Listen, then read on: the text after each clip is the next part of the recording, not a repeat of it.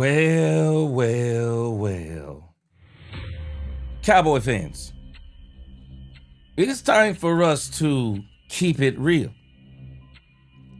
The NFC East is getting more competitive. It is not going to be the NFC least anymore. The NFC East is actually going to become the NFC beast. Because now, while the Cowboys are searching for a defensive coordinator, I'm going to turn you on to something in today's show that we may not be aware of. Coaching matters. I keep saying coaching matters. And these other teams are showing us all of a sudden they're serious about coaching. And when I point out to you what these three other NFC East teams have done, it's going to blow your mind. Dallas Cowboy fans, we better get ready. Let's talk Cowboys. We're about to talk facts. Yeah, it is time to talk Cowboys. Let's go. Let's go. I am telling y'all, the NFC is about to be a knockdown dragout for the next few seasons. Let's go. Let's get it. Welcome, Cowboy fans and Cowboy haters alike. I'm the G. I'm the host of Let's Talk Cowboys, where we talk facts. And as you come into this live stream, please hit that like button, share, subscribe, hit that notification bell so you know the next time we post another video or go live. And yes, we are live. And if you haven't become a channel member, subscriber yet, what are you waiting on? We got a lot more content coming up for the rest of this season. Now let's talk facts. Cowboys fans, man, I'm telling you, I've been thinking about this show for the last couple of days, and the show today is going to be fire, if I should say so myself. Today, we are going to look at the latest defensive coordinator update for the Cowboys. And I have a burning question for Cowboys fans. I want y'all to keep it 100% real. Is this Dallas Cowboys coaching search? Is it really real? Is this real? We're going to talk about it. Next, we're going to look at the coaching comparison in the NFC East. I'm going to show you something that I do not want us to disregard.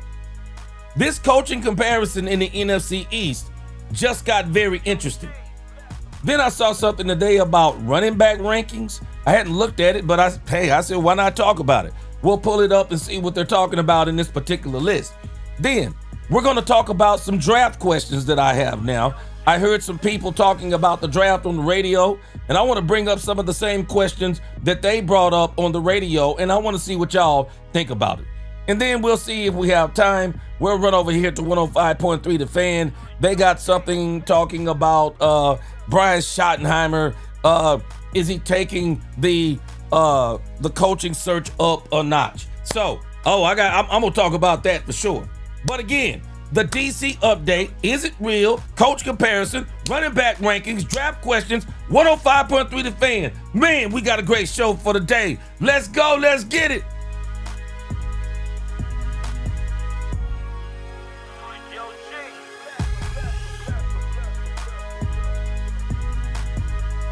Hey, anybody know about that? Hey, I'm not even gonna say it about Young Jeezy. Hey. All right, let's get this quick roll call, then we're gonna get this show started. I want to get into this today, man. We're gonna have some fun. Terry Tatum is in this. What's going on, Terry Tatum? Paul Landa, what's going on? He said, G, do you think they're interviewing other people to help who they've already chosen with different roles to build a complete staff? What do you think? We're going to talk about it.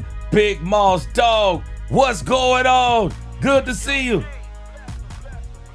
David Everett in this thing. What's going on, David Everett? Ty Howard up in this thing. What's going on? He said he's not worried about the Giants. It's not the Giants that I'm worried about. And I'm going to tell you what I'm talking about. Reading Zanguini, what's going on? He said, I think they already have an agreement with Leonard, but just cannot announce it yet. You're going where I'm going. Lord Nova, Brandy, what's up? Dominique Pittman, what's up? Carlito Cash, Bump, DY 5 times, what's going on? From the 903, that's where I'm from. What's going on? Tyler, Texas, in the crib, what's going on with you? JG, for real, what's going on? Locking D up in this thing. He said these coaches, these position coaches, they already know who they want. I think it's Jim Leonard. Oh, yeah, we about to go somewhere. It's my sister, Miss Matrix. She said, shouldn't we be worried about the NFC East? Harbaugh looks like a great hire. Yeah, this is where we're going today. We're going to have a great discussion. See Burleson in this thing. He said the DC search is fishy, and I'm already not trusting it. Yeah, I think we all thinking the same today. Davion Wallace, what's going on? The hire. We got to hit on this hire, man. We got to hit on this hire. Mose Logan, he said, what up, G? About to be a dogfight in the NFC East. No doubt about it, Mose Logan. We will not be the NFC least anymore. Let me tell you something. Say what you want about John Harbaugh. John Harbaugh just upped the standard and the ante in the NFC East. Lynn from the 903. What's up with you? Good to see you in here today. All right. 72 Chevelle in this thing. Anthony Rice in this thing. Wallace again in this thing. What's going on? I am him. I am him. I watched the movie Him the other day. It is a crazy head trip. You got to go check it out. All right, Shalid Mahdi, what's going on? Sky B Faded, what's going on with you? Good to see you. JTX Made, what's going on? It's a new Jack City. You know how it go. Bass, appreciate you tapping in. What's up, Bass? Richard Baptiste. Darren Posey, what's going on? Jeremy Betts, Hail Mary, Travis Jenkins, what's going on? It's Ricky Rose in this thing. What up, Ricky Rose? What up with you? All right. Ahmad Huzzy, what's going on with you? Derek Williams, what's going on? He said the boys are moving slow with no urgency. Yeah, we're going to talk about that. What's going on, More Eddie? Jamal Ism, Keek 7144, Jacob Jackson in this thing, man. What's going on? Calvin Jefferson, Tatiana, what's going on? Good to see you. Mr. C starter Gerald Jackson, Travis Jenkins, TDB4 Bullies, what's going on? Let's go. All right, let's finish this up. Dale Jordan, appreciate you for tapping in. Blue Star, yo. What it do? Appreciate y'all. Best chat on YouTube. D Kizzle, I see you. Salute. All right, so let's get into this thing, man. We got a great show for today. Let's go over here and check out the DC update for the Dallas Cowboys.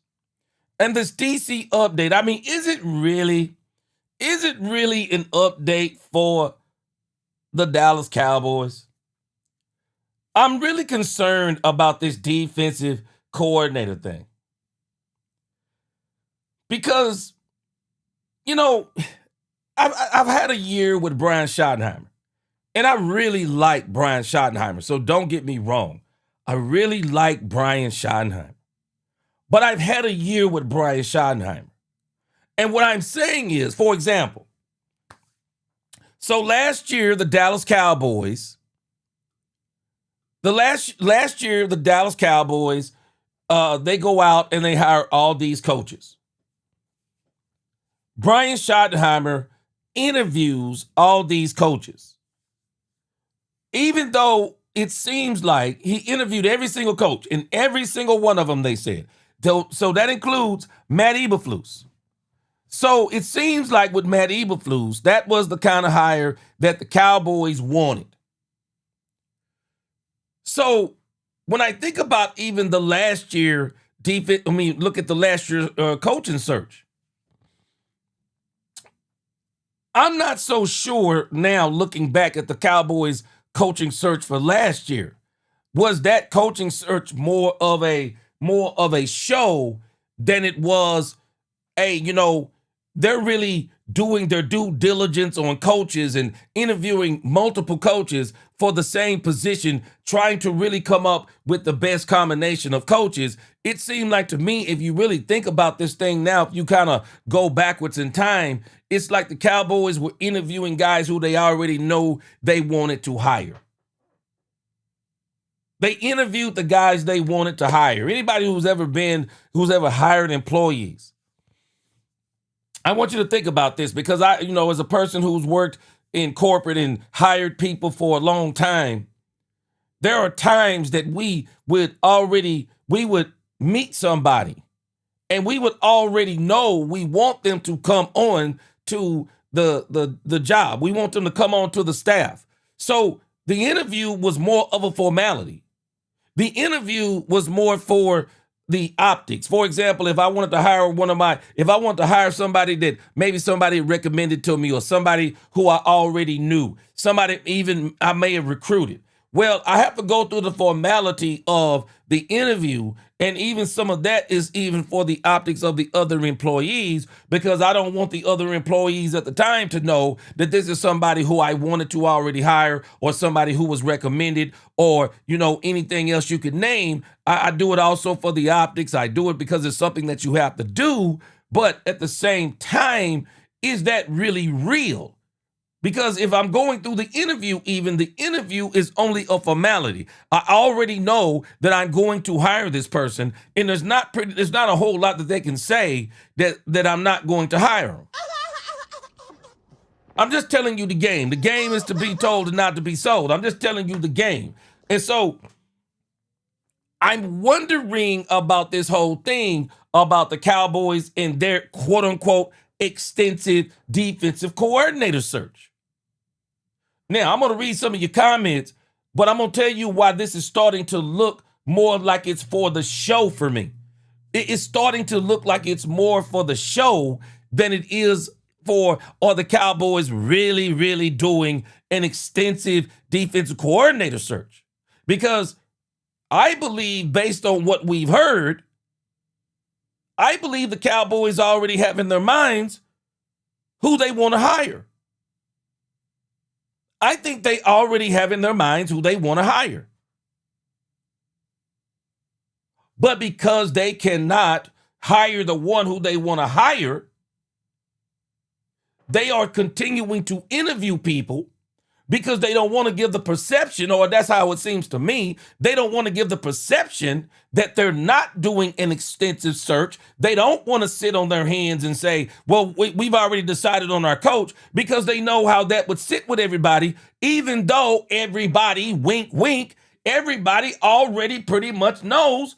At least if I were to do a poll right now for everybody in this chat, if I gave a poll right now, I guarantee you 90% of us would say Jim Leonhard.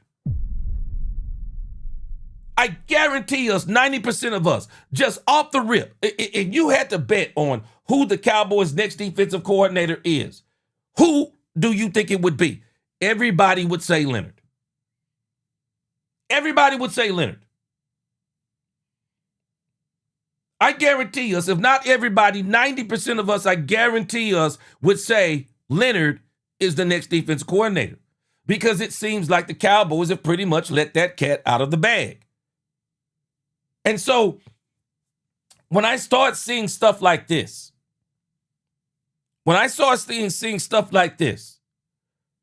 it's like, okay, what is this for? Cowboys scheduled 3 more interviews with defensive coordinator candidates. Now, as far as these defensive coordinator candidates go, it's probably good for them. They get that experience of getting an interview for a defensive coordinator position. And so when you start looking at this, it seems like, to me, it's more of a formality. And this is why every time I hear a new name, I'm just being honest with y'all, I'm not getting excited every time I hear a new name. Because for me, it seems like the Cowboys have already settled on who that defensive coordinator is. And so for me, This all seems to be for the optics of the fans. It seems to be for the optics of the fans. So that the fans can say, yeah, man, the Cowboys are really doing their due diligence. Guys, I'm just telling you as somebody who has been here and done this. I'm not telling you I've hired a head coach. I have not hired a head coach. But I'm telling you the Bible is right 100% of the time. There is nothing new under the sun. The hiring practices that I am telling you that I myself have engaged in and others have engaged in, and people have been engaging in this for hundreds of years. When you know who you're going to hire, everything else is just for the optics. Everything else is just for the show. It's just for people to say, yeah, they're doing their due diligence. Well, if I already know who I'm hiring, in actuality, I'm not doing my due diligence. Maybe I'm getting some backups in case something fall through the cracks. But in reality, I just think the Cowboys have already decided on who they're going to pick. I really do. So when I see the Cowboys schedule 3 more interviews, when I see this, it says over the next 2 days, the Cowboys are scheduled to speak with 3 candidates for their vacant defensive coordinator position. It said on Thursday, Dallas will speak to the Eagles defensive backs coach and pass game coordinator Christian Parker, who came into the picture on Wednesday, as well as the Giants interim, Charlie Bullen. Friday, they'll interview Packers defensive line coach and run game coordinator DeMarcus Coveney.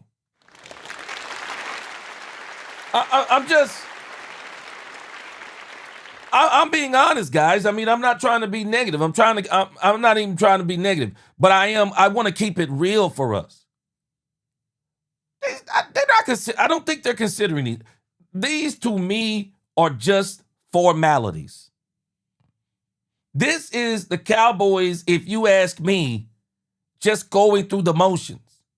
Because the problem is, at least if I'm not mistaken, they cannot hire Leonard until the Denver Broncos are eliminated. So they can't hire Leonard yet. So since they can't hire Leonard, they don't want to just sit back in the cut and everybody's saying, what are the Cowboys waiting on? Why haven't they hired a defense coordinator? Well, I know why they haven't hired a defense coordinator.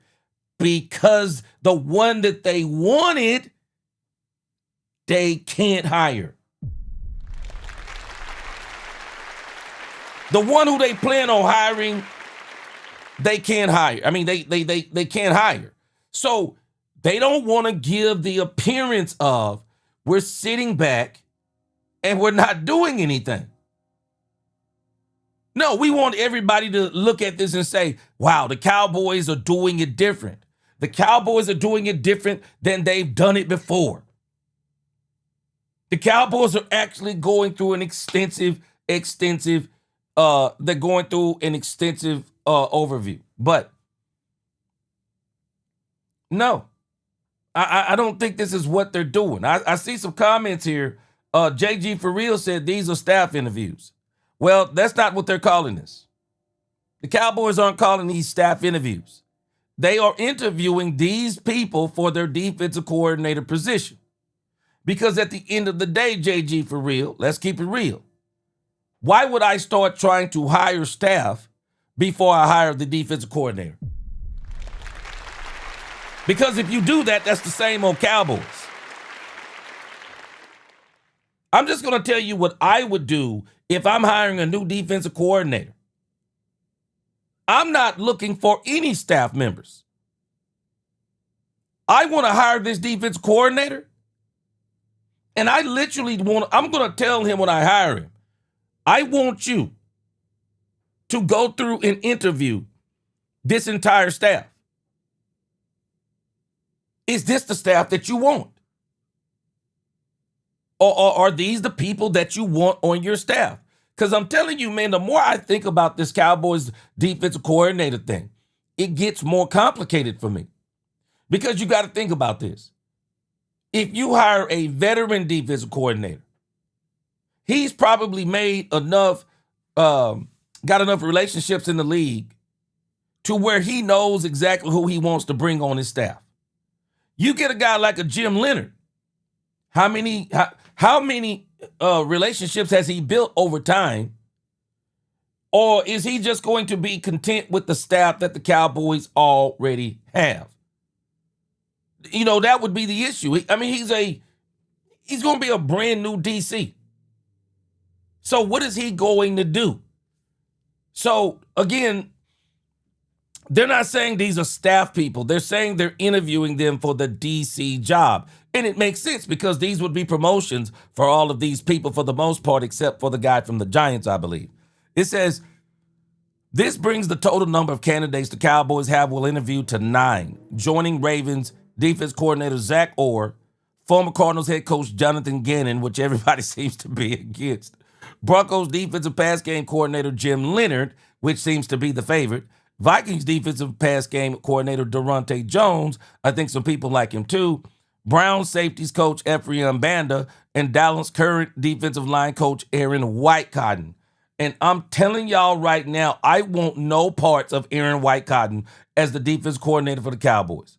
I want no parts of Aaron Whitecotton because Aaron Whitecotton is going to be more of the same. He's already been in the system for a year. And so once you get in that system for a year, you're going to pretty much fall in line with whatever that system is. I really want the Cowboys to bring in somebody brand new and somebody who can bring something new and a different level of intensity to this team. Because I'm going to tell you what I found to be very telling is that when the Dallas media started asking players about Whitecotton being, because let's just be honest with what they were asking. They were trying to compare the experience of Whitecotton being on the sideline versus Matt Eberflus being on the sideline. And from what I heard, there was no difference, as in some were basically trying to just say, man, come on, man. It wasn't like Whitecotton stepped on the sidelines and amped us up or pumped us up any more than Matt Eberflus. And then Jadeveon Clowney lets the cat out of the bag and said he missed Matt Eberflus being on the sideline. Because Jadeveon Clowney said he had a whole lot of energy on the sideline. And I was like, I was kind of taken aback when he said that. So I'm just saying all of that to say, the Cowboys, 9 people interviewed. No big deal to me because in the grand scheme of things, I've been here and done this myself on a smaller level. Man, you can tell me you got 15 candidates all you want to. But when I've decided on the candidates, man, everything else is just standard operating procedure. It's just for the optics. And maybe somebody might say something that if something falls through, I'll keep them in the if something fall through pile. Maybe I'll create that contingency plan. But in the grand scheme of things, I believe the Cowboys have already decided on this. It seems like to me the Cowboys have already decided on this. Says here, again, the Cowboys are bringing a total of 9 candidates. And so it says Bullen 41 is the second interviewee the Cowboys have requested from an NFC East rival team. After New York released Shane Bowen in late November, he took over as the interim defensive coordinator for the remainder of the season. I don't see the Cowboys doing that. I really don't see the Cowboys doing that. They're giving Bullen a pretty good write-up here, but I just don't see the Cowboys doing that. Y'all tell me what you think. I mean, this to me is really not an update. It's really not an update. It seems to be more of optics to me than anything. These seem to be optics for me. And I just don't think this is what the Cowboys, I just don't think this is what the Cowboys are doing. But I think it makes us feel good from the standpoint of, yeah, man, they're doing it different. And I'm the champion of saying the Cowboys are doing things different. And this would be classified under the Cowboys are doing things different from the standpoint of how many they're bringing in. But I don't really think this is actually the Cowboys doing something different. The Cowboys have kind of been after this guy before, Jim Leonard, and now I think they see the opportunity to get Jim Leonard, and I think they're going to get Jim Leonard. But, There's another part of this too, because I really think the Cowboys may have to continue to, interview people per se. I think they're going to have to continue to interview people because I'm going to tell you what I'm holding out hope for. So in order for the Cowboys to hire Jim Leonard, we got to see if Vance Joseph is going to get some head coaching interviews. We got to see if Vance Joseph is going to get some head coaching offers. That's a big question. Will he get some defensive coordinator? Will he get some head coach offers? Vance Joseph. If Vance Joseph gets some head coaching offers, because there is what? I think there are 7 teams out there that still need head coaches. So of the 7 teams remaining that need head coaches still, will Vance Joseph be a part of that discussion?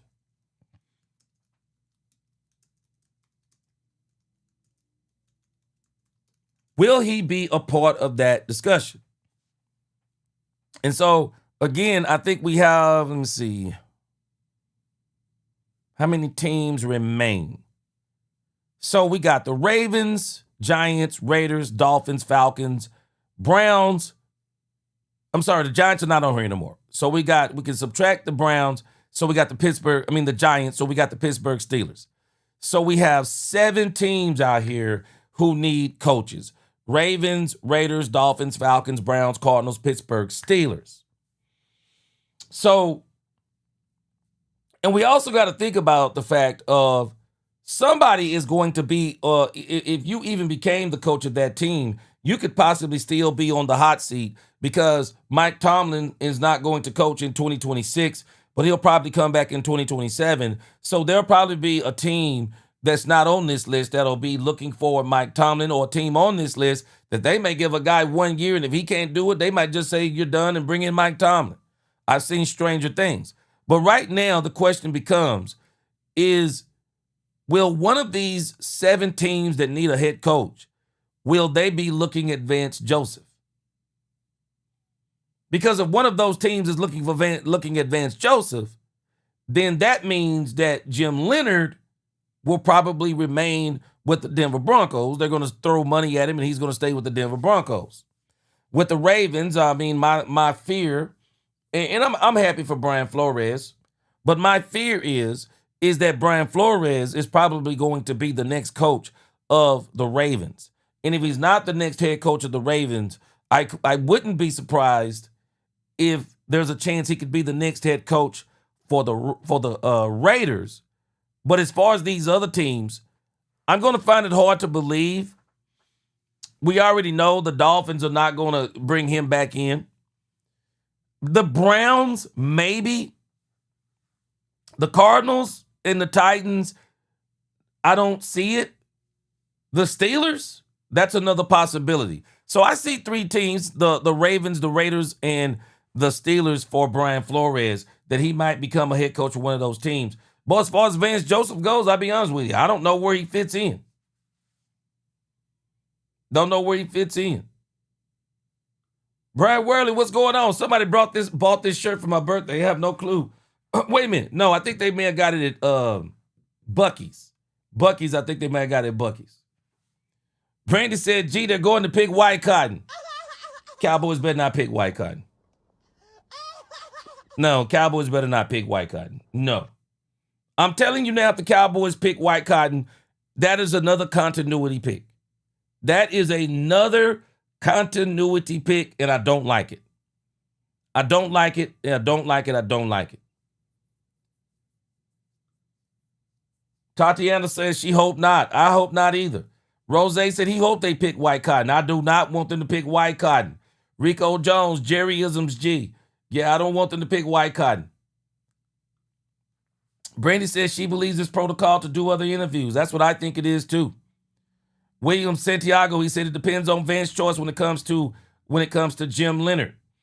Now, I don't think he can do anything as far as Jim Leonard. I don't think Vance has a choice in the matter. The issue will be if Vance Joseph gets an opportunity at being a head coach in this league again.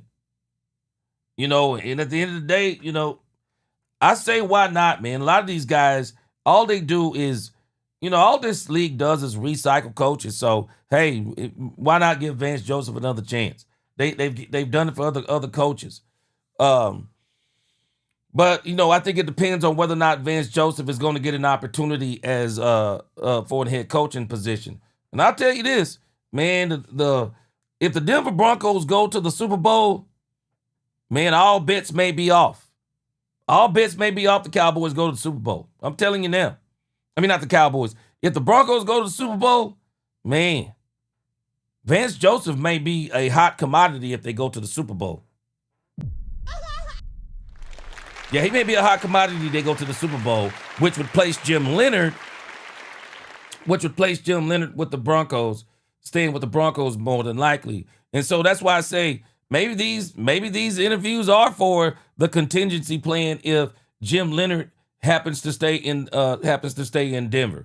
But it doesn't seem like it to me. But let's see. Junior, appreciate that $20 super chat. My man Junior, what up, Junior? Junior said, "Gee, I'm going to push back." Okay, let me read what my man Junior is saying here. Junior said, "Gee, I'm going to push back on the Cowboys letting the cat out of the bag.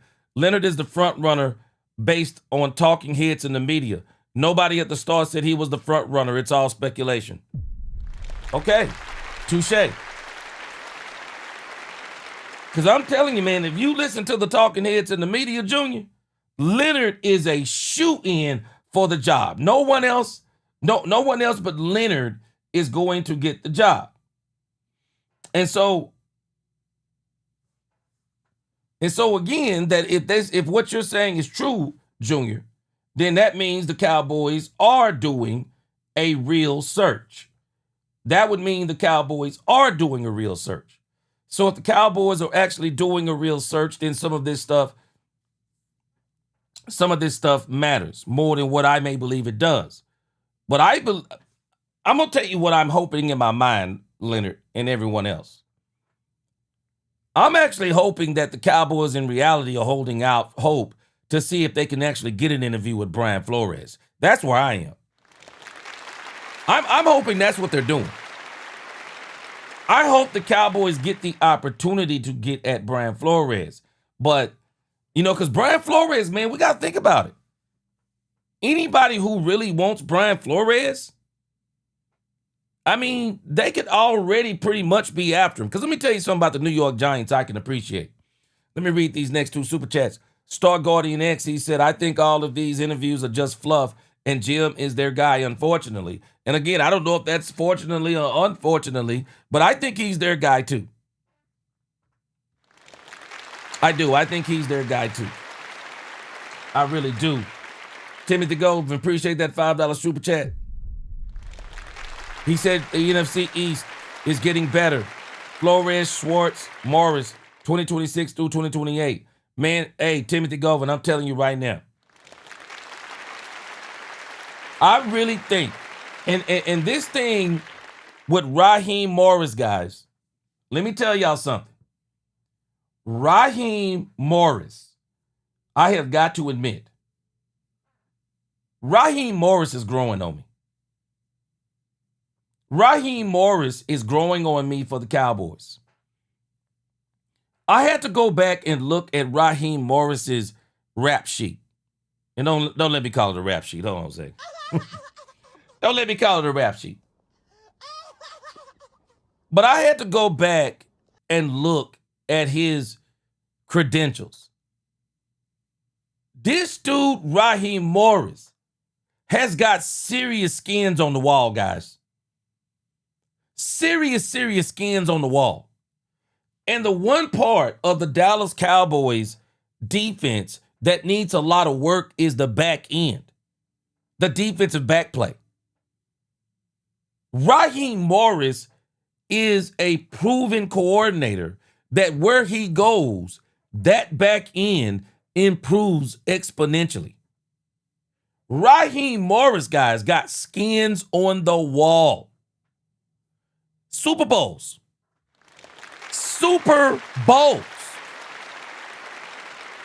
look up Raheem Morris real quick.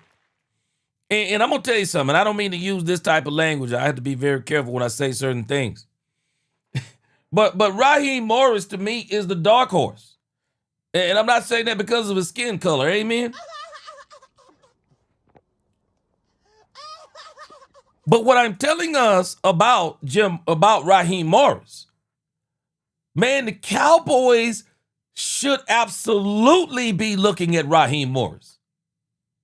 And if I were the Cowboys, I'm getting an interview with Raheem Morris, and this is a guy that if I'm the Cowboys, I'm not going to say a lot about.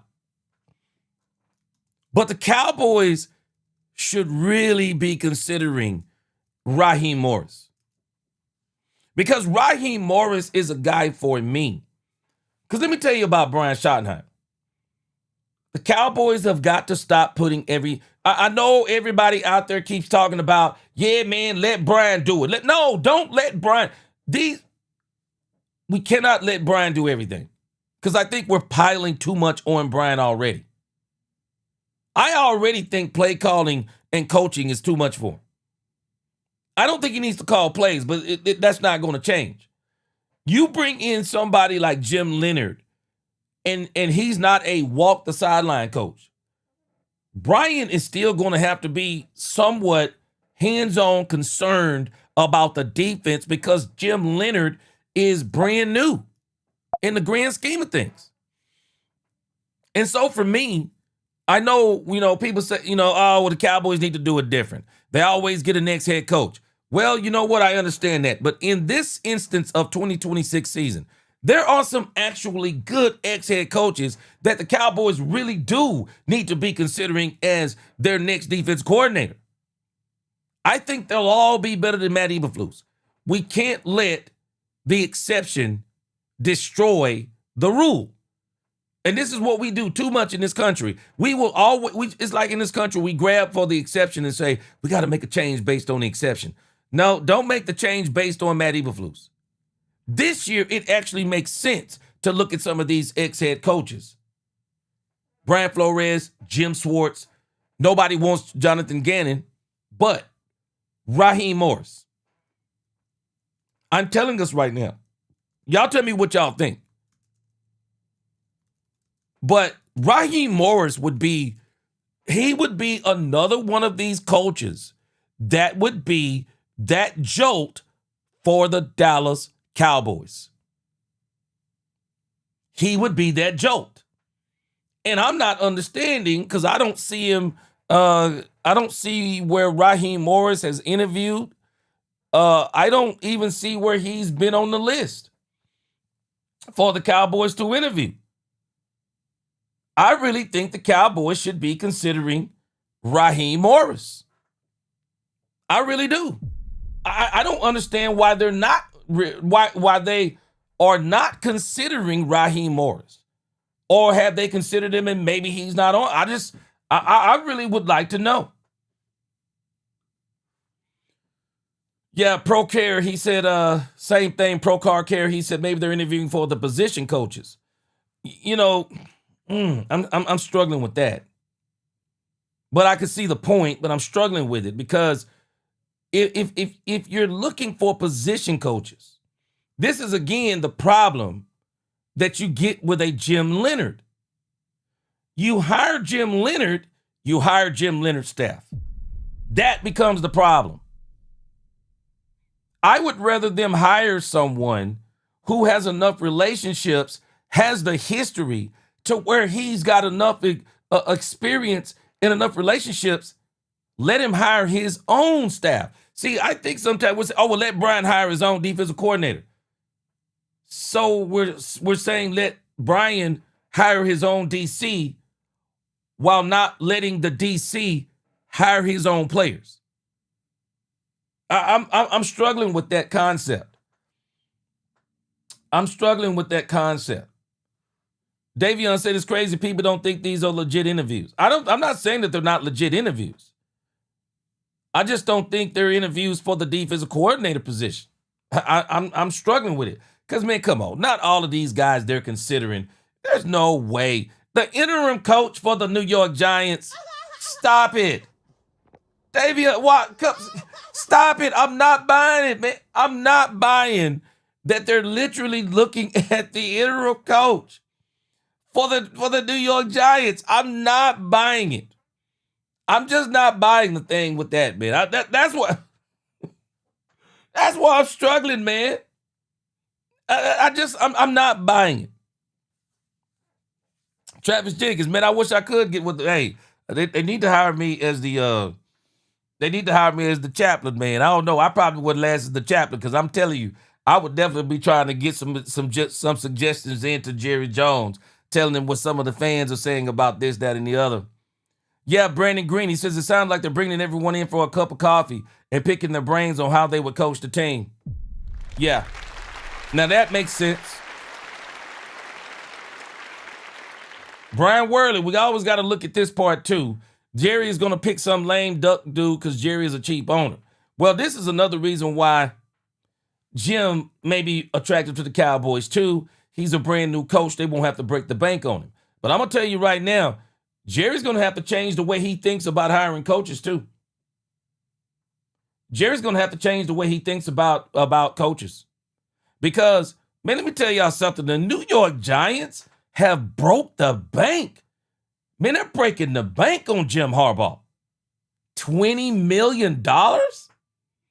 Oh, my gosh, that's crazy. Mike T, he says the same thing. He thinks they're looking for position coaches. Well, my problem still becomes then, this doesn't make sense to me. And this becomes the problem for me. This is why I say sometimes I don't think we're thinking past, and I'm not saying this in a bad way towards us or any of y'all. I'm just saying I'm including all of us in this sometimes in what we're saying. Sometimes I'm wondering if we're really thinking about what we're saying. Because if these are position coaches, then now you got to tell me, does this make sense to you? So you're going to hire the DC. We're saying let Brian hire his own DC. But then you're not going to let the DC hire his own staff. You got to make that make sense to me. You have to make that make sense to me. If you're going to hire the DC, then let him hire his own staff. Bottom line. Because think about this. What good does it do for the Cowboys to be interviewing staff if you get a coach who don't want the staff? Make it make sense. I don't think sometimes I don't think we're thinking about what we're saying sometimes. Yeah, Bass, I'm telling you, this is it. The DC has to choose his own staff. That's the point. So if these are staff members they're interviewing for, this don't make sense to me. This doesn't make sense to me. No, don't hire a staff member. Don't player discussions. Don't get serious about those things on defense until you bring in the DC, understand what he wants to do, and then you go out and you get him the things and the people that he needs to see his vision through. Because I'm telling you, I think this is where they made the mistake with Dan Quinn. I'm going back to Dan Quinn. Because I believe that as good as Dan Quinn was, smoke and mirrors in some respects, but if the Cowboys had got Dan Quinn the players that he wanted, I think Dan Quinn may even do better. Mike Zimmer. Man, Mike Zimmer didn't, in the grand scheme of things, if you think about it, man, Mike Zimmer didn't have a chance. Man, Mike Zimmer didn't have a chance. I really want y'all to think about this in the grand. Man, Mike Zimmer didn't have a chance, bro. They brought Mike Zimmer in and just said, hey, this is what we got, coach it. Man, Mike Zimmer didn't have a chance. They brought Matt Eberflus in. And they brought him in and they gave him some cheap pieces. And they said, okay, we got some expensive pieces. You got some cheap pieces. You got some broken pieces. We need you to take all of what you have over there, Matt, We're going to bring in some of your staff. They did that for Matt Eberflus. We're going to bring in about 4 or 5 of your staff members, and then we're going to let you take something old, something new, something borrowed, something used. You can find it all down at the Goodwill. They just said, hey, Matt Eberflus, we need you to take all of that and do something with it. And Matt Eberflus, the reason why he had to get up out of here is because Matt Eberflus said, shoot, I ain't going to do that. Matt Eberflus said, I'm not shopping at Goodwill. And then think I'm going to put together something that you want me to put together.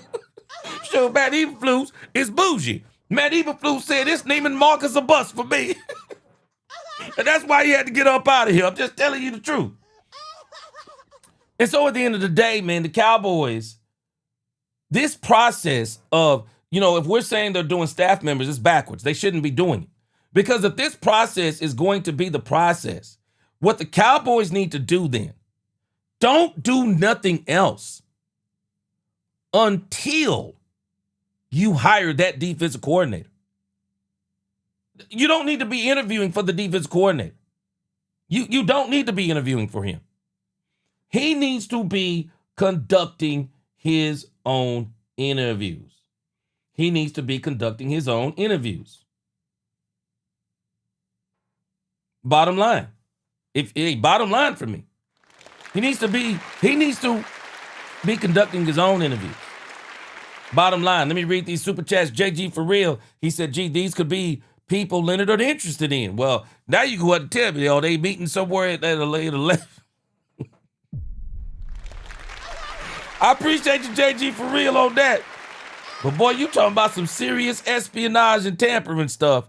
Because that means that Jim Leonard would have to be taking time away from focusing on this Denver Broncos game against the Buffalo Bills.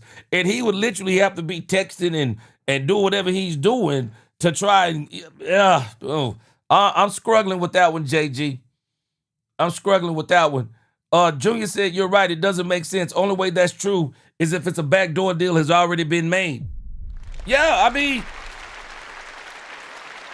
yeah, it don't make sense. It don't make sense. And so that's why I say, as much as we're, whatever we're talking about is, if they are interviewing staff members, this is another instance of this actually wouldn't be different. No, let the DC, don't try to get his staff for him. And again, that's my concern about Jim Leonard. Does he have enough relationships to where he can pick his own staff? Because if he cannot pick his own staff, I'm concerned. I'm concerned. But I'm really surprised. Guys, y'all tell me if y'all are not surprised about this. I'm surprised that Raheem Morris. Why isn't Raheem Morris' name coming up? Mike T, nah, bro. You know what? I respect your opinion on White Cotton. I'm not buying it. I don't care if White Cotton was up on the Sala. I'm not buying White Cotton. White Cotton has been a part of this. I don't want somebody that's been a part of this. And that's why I'm just automatically discounting him just based on principle. I don't want somebody who's already been on staff. Nick Burston, what's going on? RT Holman, what's going on? Yeah, I don't want those guys. And that's my bias, so no problem if you think differently. But my bias is I don't want somebody who's been on the staff. This defense needs an absolute jolt. I mean, it needs somebody that comes in and just demands and commands respect and says, this defense is going to be an absolute dog and just hits the ground running day one. Because I'm telling y'all right now, the Cowboys got to get this coaching hire right.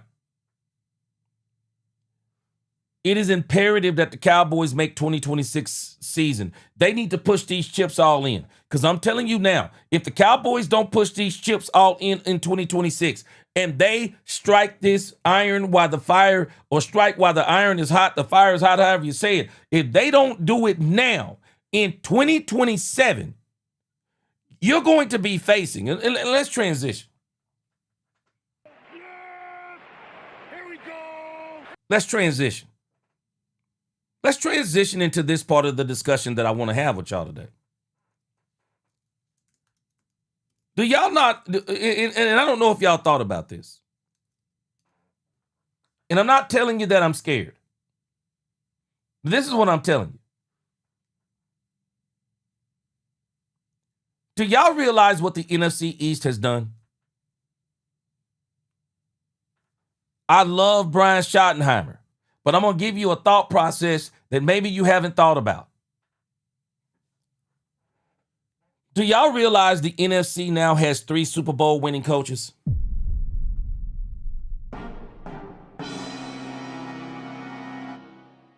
The NFC East now has 3 Super Bowl winning coaches. 3. And Dan Campbell, let's think about, Dan Quinn. While Dan Quinn didn't win the Super Bowl as a head coach, Dan Quinn has been a part of a Super Bowl winning team. Dan Quinn has done that. John Harbaugh, Super Bowl winning coach. And I'm telling us right now, I'm not blaming the Lamar Jackson era of not winning Super Bowls on John Harbaugh. They did everything they could do for John Harbaugh. They changed OCs. They brought him players. They got him the run game. I don't know if they got him the wide receivers as much as they should have. But nevertheless, they got Lamar Jackson so many things. And when you look back at the lack of Super Bowl success with Lamar Jackson, a lot of that has been on Lamar Jackson, and people will kill Dak Prescott for some of the things that Lamar Jackson has done, but only keep rewarding Lamar Jackson because he's a superior athlete. But a superior athlete is not translating into Super Bowl wins. And I think this is one of the reasons why the Ravens have been so frustrated with this whole thing with Lamar Jackson and John Harbaugh, and this is why they moved on. But make no mistake about it, John Harbaugh is a Super Bowl winning coach, AFC championship games. John Harbaugh, I'm telling y'all right now, this dude can coach. Do not be fooled. His lack of success, unfortunately, his lack of success has been on account of the lack of success by one Lamar Jackson. I mean, I don't even think we're having the conversation about John Harbaugh. His doggone kicker missed a field goal. I don't even think we're having the conversation. Lamar Jackson injured the majority of the season. They were able to have a real good second part of the season, got themselves in playoff contention, only for the kicker to shank a field goal. Man, John Harbaugh has been the victim of some very bad plays. But at the end of the day, John Harbaugh, Super Bowl winning coach. And I'm going to tell you right now, y'all not going to want to hear this part. Nick Sirianni. Do y'all know Nick Sirianni is a Super Bowl winning coach? Let me tell you what Nick Sirianni has done over the last, I believe it's been, 4 years? Nick Sirianni, 4 years. 2 times in the playoffs, 1 and done. The other 2 times in the Super Bowl, almost won the first one, lost it by the hair of his chin, and then won the other Super Bowl. So in 4 of his last 5 years, 4 of his last 5 years, no, let me just say the 5 years if I'm not mistaken, 3 playoff games, 1 and done, 2 Super Bowls, 1 almost won, 1 he did win in a dominant fashion.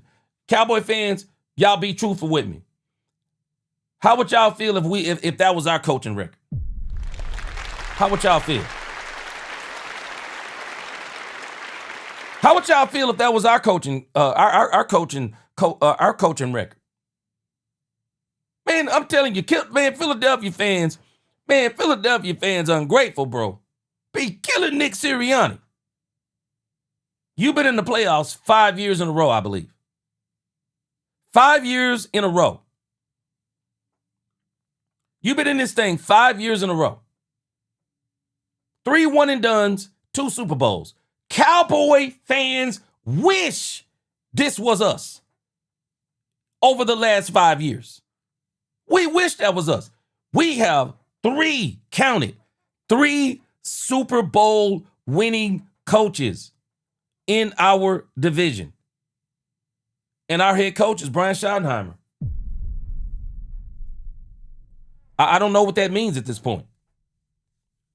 I mean, I know what it means. I don't want to say it, because I don't want to be negative to us, but I'm just I really want us to understand why it is so important for us to hit on this defensive coordinator. Because, guys, coaching matters every single day of the week. And I'm telling y'all right now, we're behind the 8 ball in coaching. We're getting behind the other 3 teams in coaching.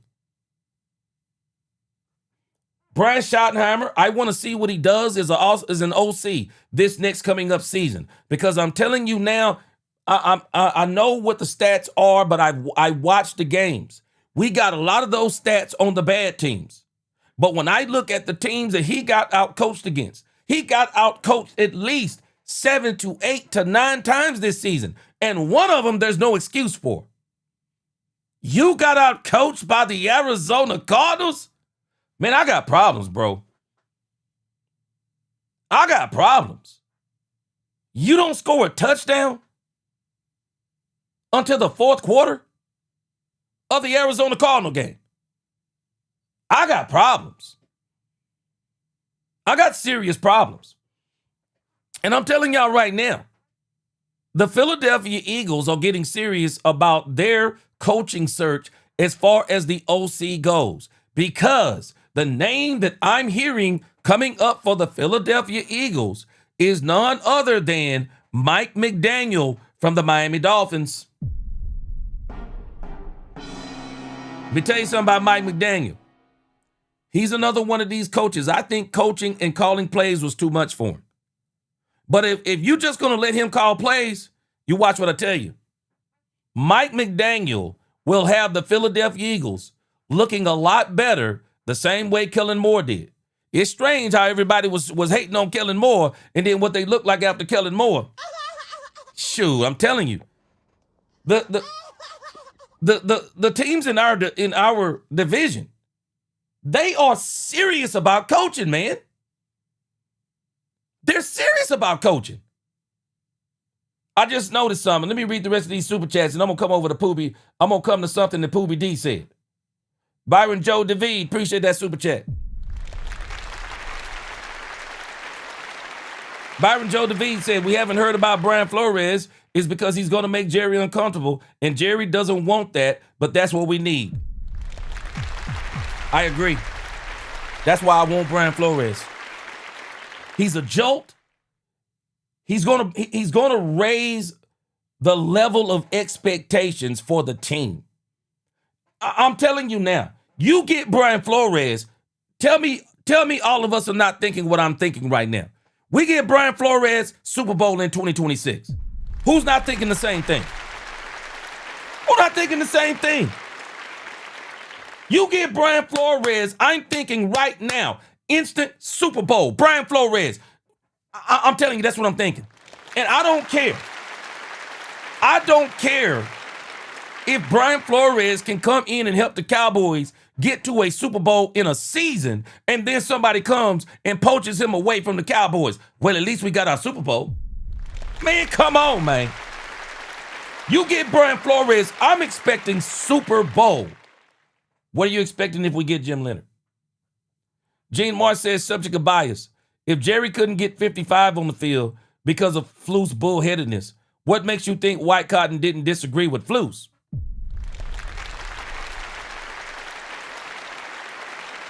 I have no problem with that part. He probably did disagree with Flus. Brian Schottenheimer probably disagreed with Flus. I don't. Those are two different things for me. Two things can be true. That don't mean that I want White Cotton to be the defensive coordinator. I don't want him to be the defensive coordinator. I do not want him to be the defensive coordinator. The Cowboys need a jolt. White Cotton is not that jolt. That don't mean that White Cotton isn't good at his job. But they need a jolt. They don't need the status quo. They need a joke. Let me read this about Morris, and then I want to go back to this thing about the coaches in the NFC East. But the reason why I'm surprised that the Cowboys have not called Raheem Morris. Let me pull up Raheem Morris's history. Cuz I don't think we're understanding just how good Raheem Morris actually is.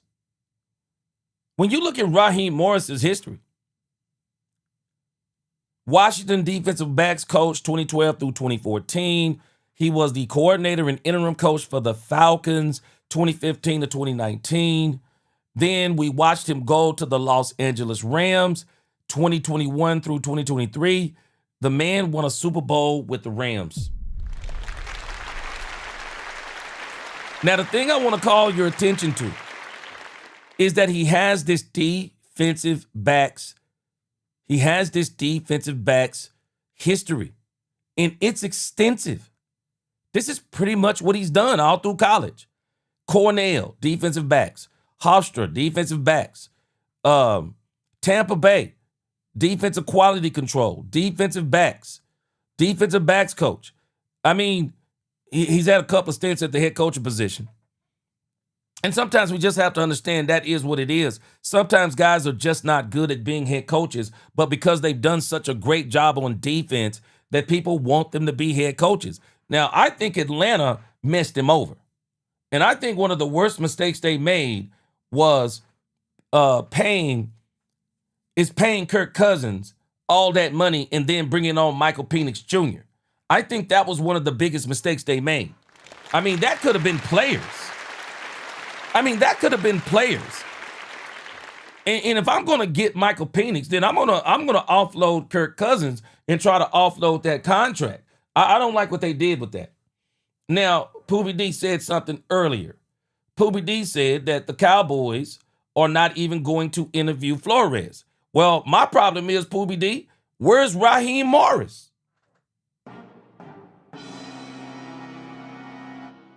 Somebody got to tell me why Raheem Morris don't fit. Unless I'm overlooking it, why has Raheem Morris' name not come up? Why is Raheem Morris' name not come up? Because I'm telling you right now, if you're giving me a choice between, and this isn't even a Jim Leonard issue, if you're giving me a choice between all these young, new whippersnapper defense coordinators who need a chance, I want us to understand something. I'm not in the give a new defense coordinator a chance mode. I mean, I want to win a Super Bowl mode. So if I want to win a Super Bowl mode, I need to bring in a DC who can not only be instrumental in hiring his own staff, has the relationships to bring in his own staff members. I want him to be able to hit the ground running. I don't want Brian Schottenheimer to have to be looking over his shoulder. I don't want Brian Schottenheimer to have to do anything with him. I want him to take command of that defense and answer to Brian Schottenheimer. But I don't want him having to be managed by Brian Schottenheimer, if that makes sense to anybody. I want him to come in and I want him to get that. I want him to demand excellence. Why are they not looking at Raheem Morris? I'm actually surprised on this. And Raheem Morris is still young. He's still young. I don't understand why he hasn't came up on the list. Jaden Justin. They can't really do anything until these teams are eliminated from the playoffs. You can't do virtual interviews right now, but it will have to be after their season. And Flores' contract just expired. Jaden Justin, I'm going to ask you the question. Where's Raheem Morris? Why are the Cowboys not interviewing Raheem Morris? And this is another reason that leads me to believe, unless something happens over the next couple of days, maybe they'll go look at this podcast. Maybe they'll go look at this podcast And maybe Raheem Morris's name comes up tomorrow, but I have not heard Raheem Morris's name. Brian Cruz, I think some of this is formality. Main purpose said, appreciate the content, brother. It's independent thought and not following the YouTube content creator group through content. Thought content. Yes, sir. Yes, sir. Main purpose, I appreciate you. Yeah, I think for myself, my brother. I think for myself. And I've really been thinking on this thing of the Cowboys because why is Raheem Morris' name not out there? If there is something the Cowboys really need to emphasize next season, it's the back end. And from everything I've heard about Raheem Morris, everybody says he's a great defensive back coach. Nick Burston says Flores is the best out there. I agree. I'm going to tell you right now, Nick Burston. Let me tell you something. What the New York Giants did is exactly what I wish the Cowboys would do. When you want somebody, don't let them out the building. Don't let them out the building. If I'm the Cowboys and they get Brian Flores in the building, he don't get out the building to me. I'm having the Deion Sanders conversation with Brian Schottenheimer. I don't know if y'all remember the Deion Sanders conversation that Jerry Jones had with Troy Aikman, Michael Irvin, Emmitt Smith. Jerry Jones went to them and said, I'm bringing in Deion Sanders and he gonna make more money than y'all. Y'all got a problem with it. They said, no, we want to win the Super Bowl. I'm going to Brian Schottenheimer and I'm telling Brian Schottenheimer, Brian, if this works the way we want it to work, we'll give you the raise that you want next season.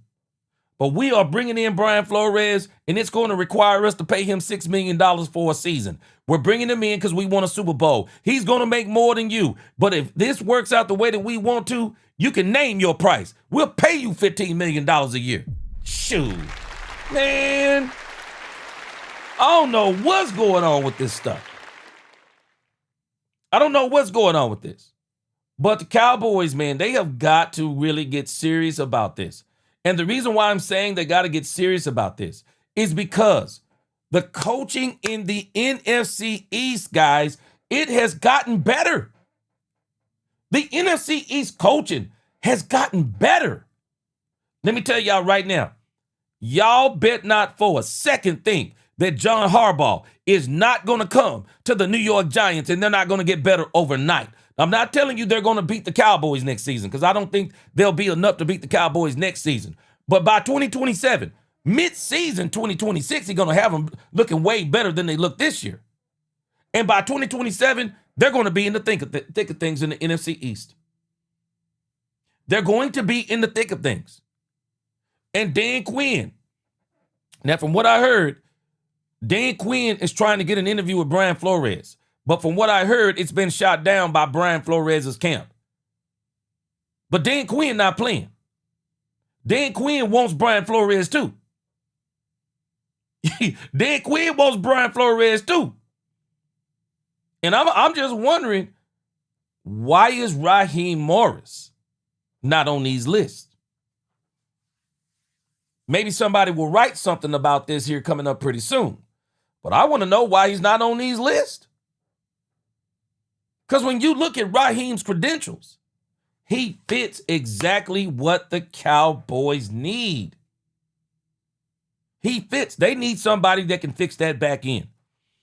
Larry Golden said, gee, you might not agree on this, but whatever DC comes in, you may take Ryan's job. Oh, Brian's job. I know you like Brian. I think he's weak. That's just my opinion. Oh, I'm not hating on that. But I'm just telling you if it was me. Maybe I just think different than most people. I just want people around me to be better than me. I don't want a defensive coordinator that I'm better than. I can figure out defenses better than him. I don't want an OC, even though he is the OC. I mean, he's not the OC, but he's the play caller. I want an OC smarter than me. I want an OC so smart that someone says, why is he not calling plays? I want that OC.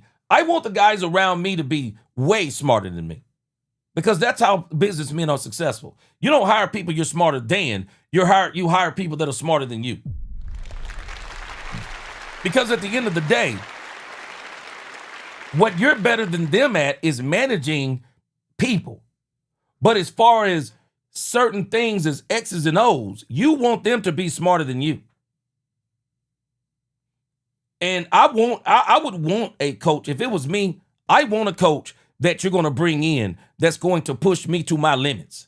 Yeah, I want Brian Flores. Bring him in. Bring him in. That's why the guy from Minnesota, I was reading some stuff that he was writing he was talking the other day in an interview. And he wants Brian Flores back bad. You think? He wants Brian Flores back bad. And he's already said that they are in Kevin O'Connell. Kevin O'Connell has already said that basically that if he doesn't get a head coaching job, he's saying that he's saying that the Minnesota Vikings are already prepared to make sure that Brian Flores stays in Minnesota. But I don't know if they can still keep Brian Flores, because if I'm Brian Flores, I don't want to be in Minnesota. They got a lot of crazy political things going on. The weather up there is extremely cold. The cost of living up there is astronomical. State taxes and all of those things. If I'm Brian Flores and there was a team like the Cowboys that were offering me $4.5 million to $5 million a year, it wouldn't matter if the Minnesota Vikings were offering me $6, $7, or $8 million a year, because I could make that in Dallas just by not paying taxes, the cost of living, and all those other things. So I would go to Dallas on that. But Kevin O'Connell is basically saying that they're prepared to throw the kitchen sink at him for sure. Jaden Justin said he thinks the same thing, that if these coaching interviews don't go well, Cowboys have to interview him. It'll be malpractice. Oh, yeah. I don't understand the whole Raheem Morris thing. I really don't. Nick Burston, I talked about this already. People have been asking about Al Harris. Al Harris burnt a bridge in Dallas with Trayvon Diggs. I don't know the entire story, but he burnt bridges with the Cowboys. He burnt bridges with the Cowboys with Trayvon Diggs. And I told y'all this before. Trayvon Diggs, I like Trayvon Diggs, but Trayvon Diggs is one of these type of young men. The more you make excuses for him, the more you have to make excuses for him. And I believe Al Harris kept making excuses for Trayvon Diggs, only for Trayvon Diggs to let him down, whether it was in the locker room, whether it was on the field, whether it was in rehab. The Cowboys got a little tired, I think, of Al Harris advocating for a Trayvon Diggs that was basically hurt the entire time almost after he got the contract. So, but Al Harris, I think the Cowboys had him on that trajectory had it not been for the Trayvon Diggs stuff. I mean, because Al Harris, man, he is the architect of punching out the ball. He's one of the architects of that. And so, yeah, he might would be somebody good to go, but no, Brian Schottenheimer, Brian Broaddus let the cat out of the bag just a couple of days ago. They do not like Al Harris, so he will not be back in the Cowboys. Mike T said, Flores plays a 3-4. I think they could play a 3-4. They got Clowney. They got Ezraku. They could fit on those ends. And then you got the three defensive tackles of Osa, Quentin Williams, and Kenny Clark. I mean, I think they could probably pull it off. Yeah, Jaden, I'm actually surprised. Man, Atlanta messed over that dude, man. Atlanta messed over Raheem. I'm shocked. I'm shocked that that they haven't even put this guy on the list. Poobie D said we haven't had a good safety and linebacker since Sean Lee and Darren Woodson. I agree. Which I do think they're going to be able to get that this year. Roger Skimbro, he said we don't want Morris. I don't know what that. Tell me if you're saying we don't want him because he's not good, or you're just saying the Cowboys don't want him. Hey, Big Z, Kellen Moore, we should go get him. Nah, man, I'm gonna tell you something about Kellen Moore. Kellen Moore is going to be a successful head coach in this league. Yeah, we're not going to have a chance at him ever. I don't think ever again as far as a positional coach. No, this dude is going to be a good. I think he's going to be a very good head coach. Okay, Keek says, I don't like that Fish just reported this. Jonathan Gannon emerges as a serious contender, bringing a modern defensive mind and a head coaching experience to Dallas's crucial coordinator search. Now, Keek, 71-44. Keek, Brandy, y'all remember. Did I not tell y'all last week? I wouldn't be surprised if it was Jonathan Gannon. And y'all told me y'all didn't want Jonathan Gannon. I'm not going against what y'all saying. Y'all don't want Jonathan Gannon. But I'm telling y'all, what did I tell y'all about Jonathan Gannon? I think Jonathan Gannon fits, he's the kind of coach, he fits some of what the Cowboys want and some of what maybe more of what they want than what they need, but it wouldn't surprise me if Jonathan Gannon, I had said that before too, it wouldn't surprise me about Jonathan Gannon. Let me look it up. Keek, appreciate you breaking that. Let me see.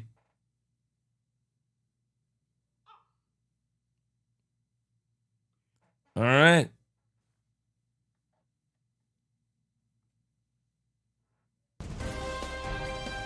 Breaking news by our man Keek. Breaking news. Cowboys defensive coordinator search intensifies as Jonathan Gannon emerges as a serious candidate. Again, this could just be the media talking. Let me read the article and see kind of where they're getting this from. Says the Dallas Cowboys search for their next defense coordinator continues to take shape, and one name gaining real traction is Jonathan Gannon. Gannon, who interviewed with the Cowboys early this week, brings a modern defensive background and head coaching experience that checks several boxes for Dallas as it looks to reset a defense that struggled with consistency in 2025. Again, I'm telling you, he fit. I said this last week.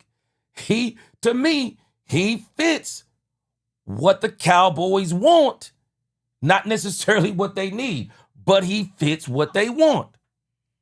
It says here, on the Dallas Cowboys Daily Blitz podcast live, host IndyCar Tim Ham broke down why Gannon should be viewed as more than just a courtesy interview. Jonathan Gannon isn't just a name you bring in to fill a slot, Ham said. If he ends up being the defense coordinator, you're getting a modern defensive mind who understands how offenses are attacking the league right now. Gannon's resume includes time as a defense coordinator of the Philadelphia Eagles and a head coach of the Arizona Cardinals, along with nearly a decade coaching defensive backs. And if you will notice, the Cowboys seem to be leaning towards these coordinators who can teach defensive backs because the back end of the Cowboys is so broken. It says that background matters, especially given the Cowboys' recent struggles with coverage communication and schematic discipline. It says Dallas appears to be prioritizing defensive coaches with strong coverage backgrounds, a trend Ham believes is intentional. I think everybody's been kind of coming to this conclusion. But this still makes me wonder, why is Raheem Morris not on this list, but you've already interviewed Jonathan Gannon? It said it's not an accident that so many of the names we've heard have a defensive back's background. Ham explained Dallas clearly wants who understands coverage structure and how to stop offenses like Shanahan and McVay. Gannon's defenses are known for heavy usage of quarters coverage and post-snap disguise, concepts designed to limit explosive passing plays and force quarterbacks to hold the ball longer. That approach appeals to a Cowboys organization that believes pass rush success begins with coverage stability. While Gannon's scheme is modern and adaptable, it does not come without concerns. His defenses have historically been willing to sacrifice some run defense in order to protect the back end.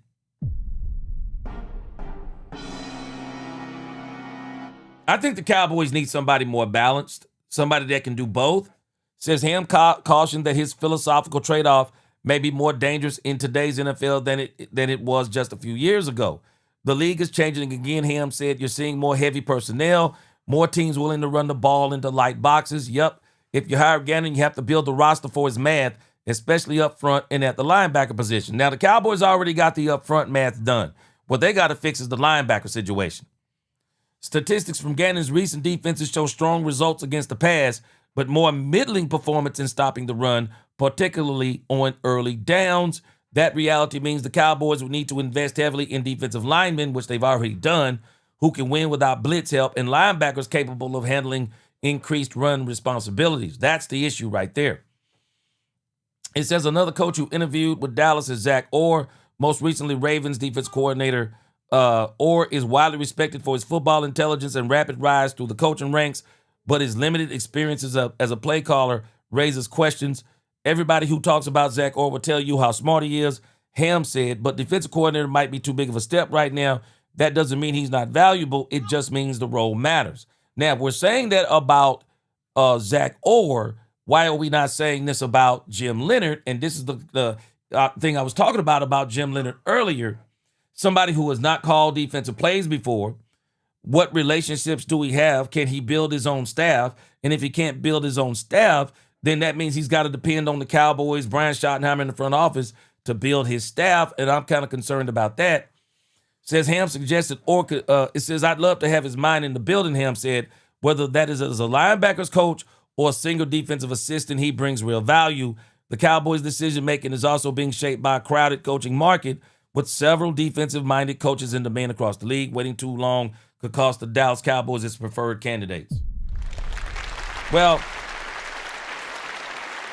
I'm not sure if it's going to cost the Cowboys their candidates, because I really think the Cowboys are looking at Jim Leonhard.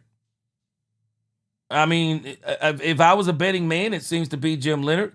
But again, maybe this is just carried on by as Junior said, maybe this is just more about the media doing more talking than anything else. Junior said, appreciate that super chat, Junior.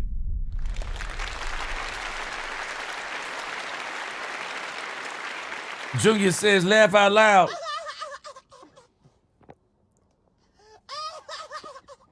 Junior says one podcaster, Gannon emerges as a front runner.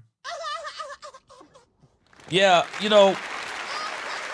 kind of listening to what this article says. Excuse me, this doesn't sound like to me, in the grand scheme of things, it doesn't sound like to me at this point that this is something that is coming from the Cowboys. It seems like, again, this is a Cowboys podcaster saying this. So I'm not going to run with the Gannon thing, but I'm going to stick with what I'm saying. I wouldn't be surprised if it was Gannon, though, because Gannon seems to fit what they may be looking for. Continuity. Clayton Adams connection. I mean, there are some connections there with Jonathan Gannon.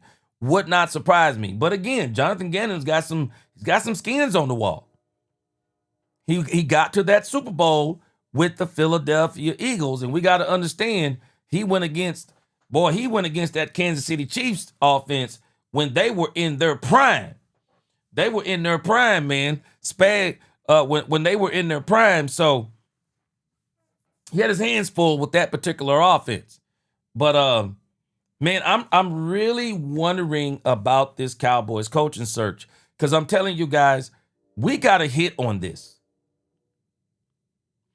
The Cowboys don't have the luxury anymore.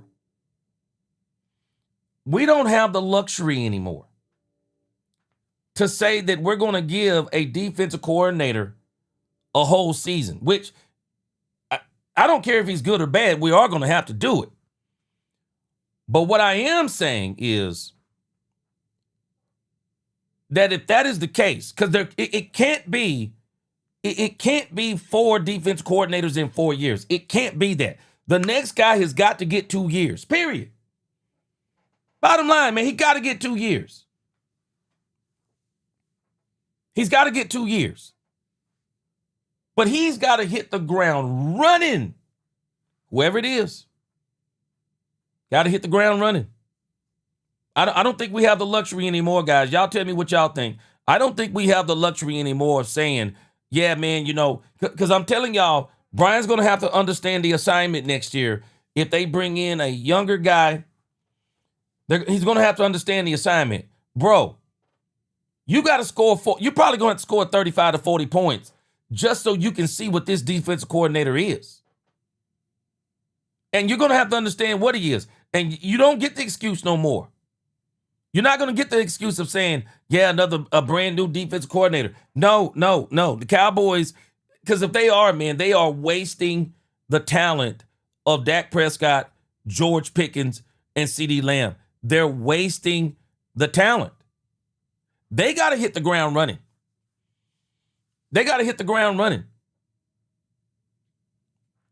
All right, let me break something else here. Keek. Yeah, Mike T, I don't disagree with you talking about the position coaches.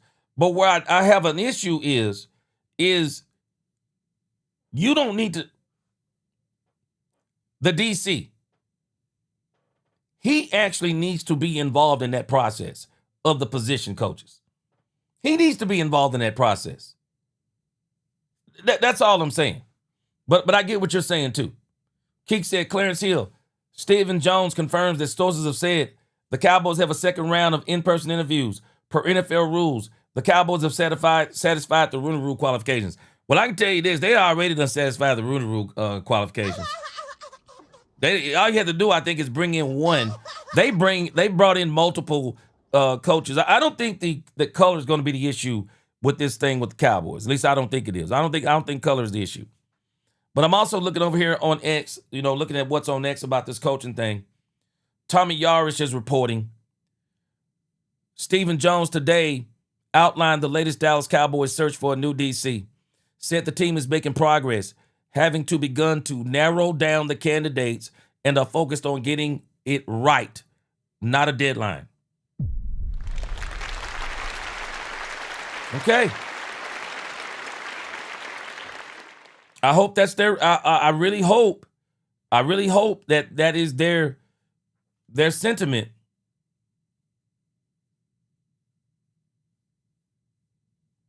Yeah, I hope this is what they are saying. What they are saying is true. Let me see here. See, is there anything else we have over here?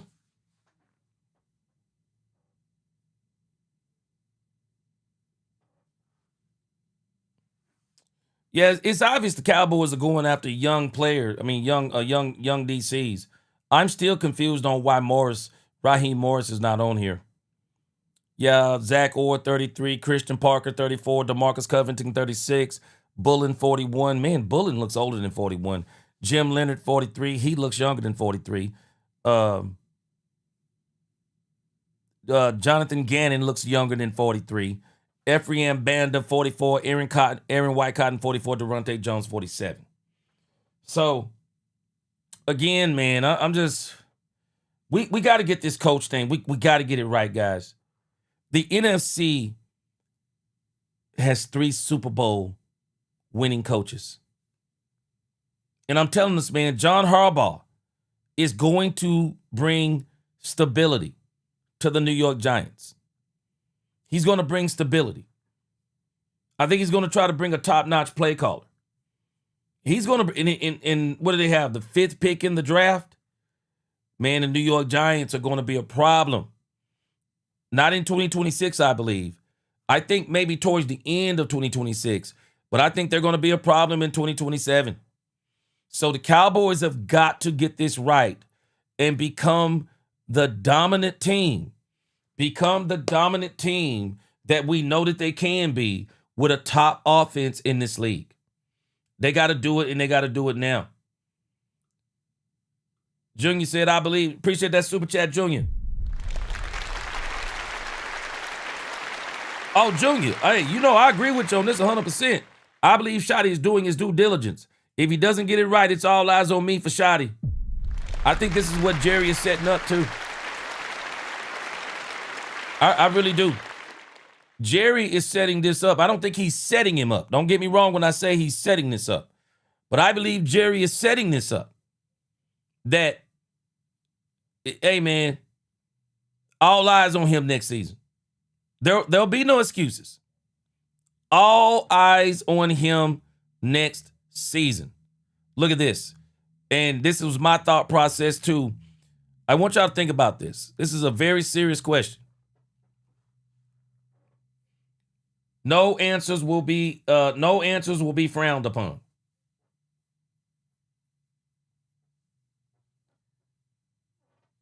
If you were to be asked, if your feet were held to the fire,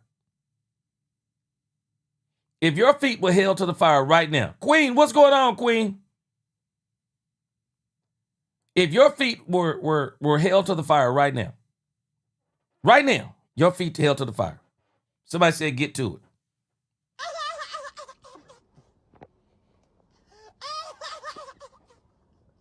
Who is the best head coach in the NFC East right now?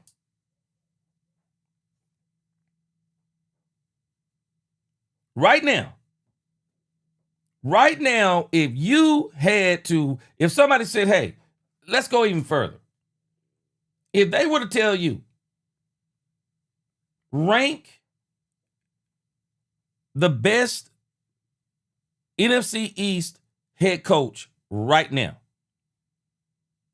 1, 2, 3, and 4, who would it be?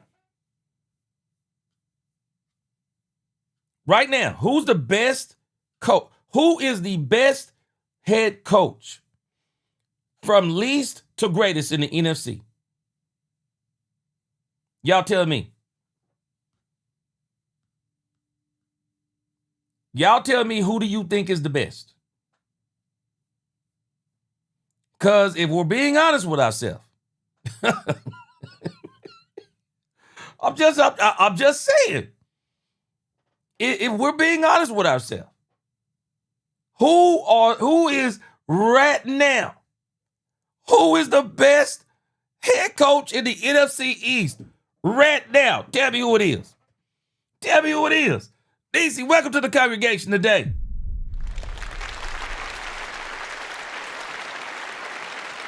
DC said, G, bottom line is you can't pay coaches peanuts and expect a Super Bowl. You got to spin to win. Niecy, sometimes you gotta spin to win. Jerry needs to pay an aggressive defensive coordinator and let him coach. No more playing the money when the money is trash. Sit him or cut him. Yeah. That's why, for me, if I could get Brian Flores in the building, he ain't leaving. Y'all tell me right now, if you're being 100% honest, who is the best coach? Who is the best coach in the NFC East right now? 4. We got 4 coaches. Where would you put Brian Schottenheimer? 4, 3, 2, 1. Where would you put him? 4, 3, 2, 1. Where would you put him? 4, 3, 2, 1. 4, 3, 2, 1. I'm gonna be honest with you. I'm gonna write down my list. I can't help but be honest. This is why the Cowboys have got to get this defensive coordinator right. They have got to get this defensive coordinator right. I'm gonna tell you where I am, and it's probably not gonna be no surprise to any of y'all.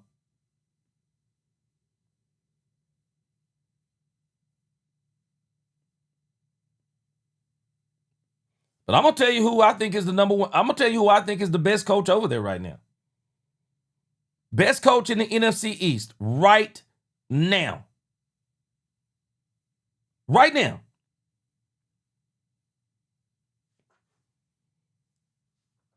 Big Rombowski. He said, even if you have no intention on hiring Brian Flores, you should be at least getting him in the start for an interview and spend the day picking his brain. You might be facing him in 26 anyways. Hey, Rombowski, right on point. Right on point.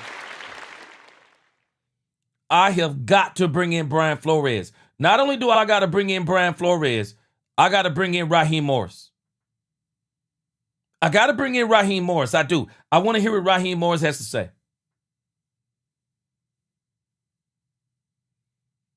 All right, I'm gonna read some more. Okay, I'm trying to figure out some of the numbers here.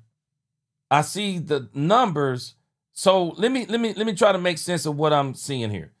So are the numbers where you think Brian Schottenheimer is? Okay, let me read David Everett. David Everett said Nick Sirianni from the Eagles, number 1. Jim Harbaugh, number 2. Dan Quinn, number 3. Brian Schottenheimer, Nick, number 1. Harbaugh, 2. Dan, 3. Schotty, 4. Freddie Johnson says 4th. Chris Dunaway says Schotty is last. 72 Chevelle, 4 right now. Brandon says number 3. Marion says, I'm thinking Schottenheimer is number 2. James Everett, James Vanetti, he says Schotty number 4. 72 Chevelle, 4th. JG for real. Sirianni 1, Schotty 2, Harbaugh 3, Quinn 4. Dale Jordan said between 3 and 4. Keek says Schotty last. Brandon Green, Schotty 3rd. 72, Schotty 4. Queen says Schotty 3. Miss Major, you said that Schotty is number 1? Is that what you mean? Okay. Okay, Hot Wax, he said 4 because he's untested. David Duvall said 4. Mike said the best coach in the East is the guy with the bodyguard, Don. Yeah. What up, Bama boy? Yeah, Bama boy said, look like we might be last in the division. Now, I don't think we're going to be last in the division because even though we have we have the 4th best coach, but we have the best quarterback. So that's the saving grace. We have the best quarterback. We have the best quarterback, best wide receiver duo, best wide receiver trio, and then we're going to see what happens on the other side as far as the defense goes. Our saving grace is our quarterback. It's the saving grace. So even though I would agree, Miss Matrix said 4 or 1, whichever's last. Yeah. Yeah.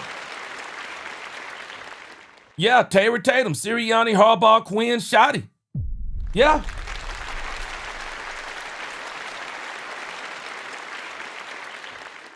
I mean, and again, this isn't knocking Schottenheimer. What I'm telling you is how good these other coaches are. I mean, they got skins on the wall. I want us to think about what these other 3 coaches have. What have they actually accomplished lately? Man, people forget, man, that John Harbaugh was just recently in the AFC Championship game. Just recently. Man, we're not talking about a long time ago. Just recently, this dude was in the AFC Championship game. And had it not been for an interception by Lamar Jackson, man, this dude is literally in the Super Bowl. This dude was one throw away from the Super Bowl. Let that sink in. John Harbaugh is getting a bad rap. This dude is no slouch, man. This is why he became the number 1 commodity out there, because everybody was shocked that they wound up letting him go. Everybody was shocked they wound up letting him go. I mean, why?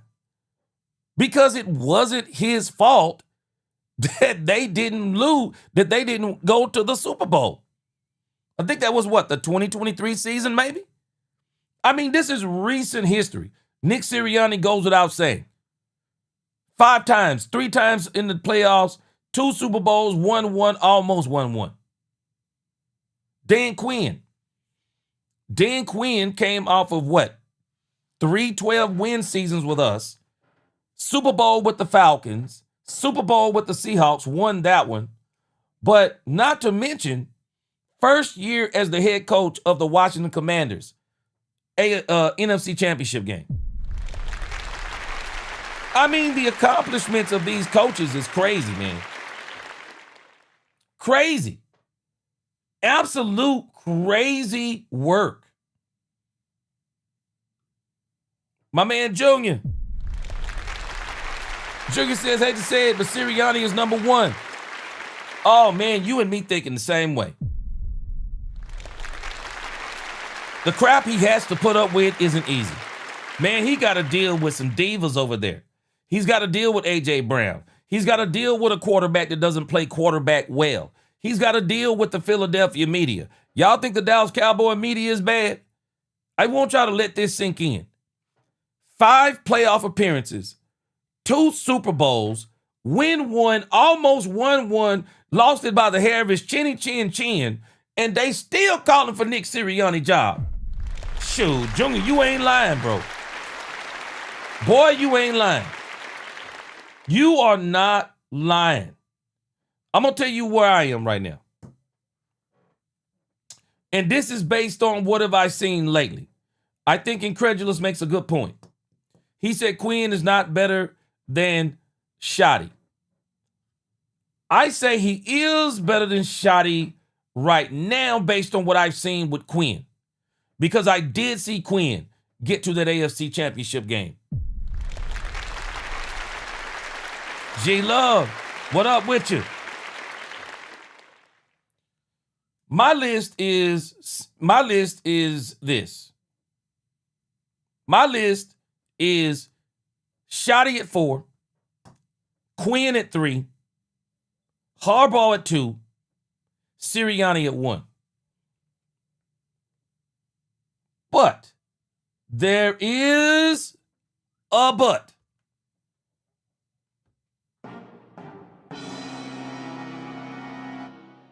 And again, let me mention the equalizer. This becomes the equalizer. But if I look at the QB, this all changes when I look at the QB. Because when I look at the QB, who has the best quarterback and offense in the league? This is where Shoddy makes up his ground because he has 4.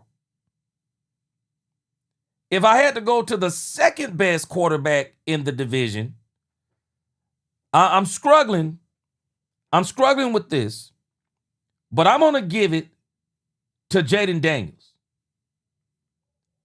I think he is the second best quarterback on this list. But I'm going to tell you this. Jackson Dart is going to be one of them. But let me do this like this. The only reason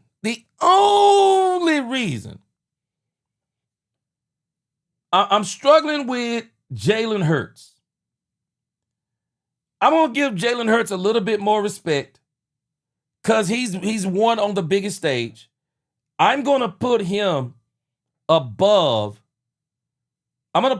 Jackson Dart. I'm going to put him above Jackson Dart. I'm struggling.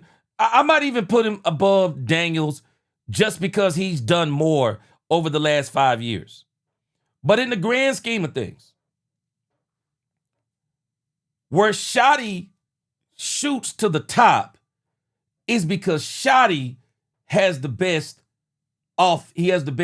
quarterback. That's where he shoots to the top for me. But then, got another issue. But if you start looking at the defense, you might be number 1 on the offensive side of the ball.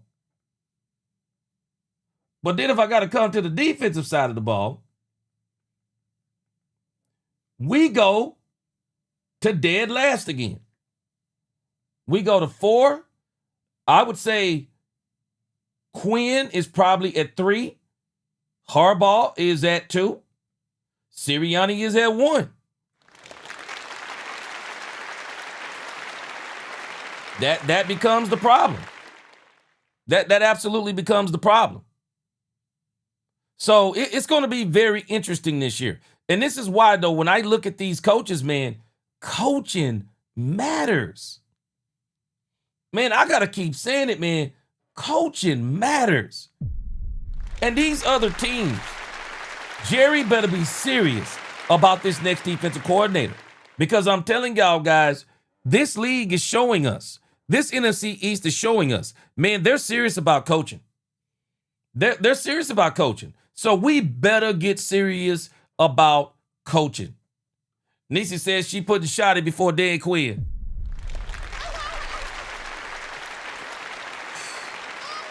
Niecy, I'm telling you, though, I'm struggling with that. And I'm going to tell you why I'm struggling with it. Because Dan Quinn, I'll give him credit. Dan Quinn is a culture builder, too. Dan Quinn went over there and took Washington to an AFC championship game first season. But I'm going to tell you what got Dan Quinn, Niecy. Dan Quinn likes older players. I don't understand it. He likes older players, and he likes Dallas Cowboys castaways. I don't understand it. I don't understand it. And these older players, they get injured, they don't perform, they sold it. Dan Quinn better go out there and start getting some younger players. Because I'm telling us, Quinn makes some bad decisions. This is what has gotten him. He's made some bad decisions with these older players. Niecy said, to be fair, any coach that was bounced in the first round, then I'm taking at least 20 points off. Problem is with Sirianni, though. You bounce him in the first round, but, man, he's been to 2 Super Bowls, so I got to give him his due. Rodney said, Uncle G, if Jerry don't get free agents, it don't matter who is the DC. Yeah, we had that conversation on Tuesday. And we're going to come back to it, too. Southpaw, he said he would put Harbaugh ahead of Sirianni.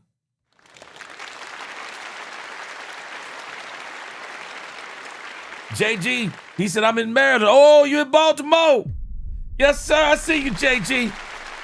He said this Harbaugh discussion been going on for 2 seasons. He has horrible clock management and loses leads. They lost so many one-score games when they were leading. Yeah, I've heard that too. Yeah. Boy, you down there. Okay, I see you over there, JG. Bama boy, what up? He said, yeah, I've been rocking with you a minute. Let me get my name highlighted, please, sir. Really would appreciate it. You're the GOAT. You the man, Bama boy. What up, Bama boy?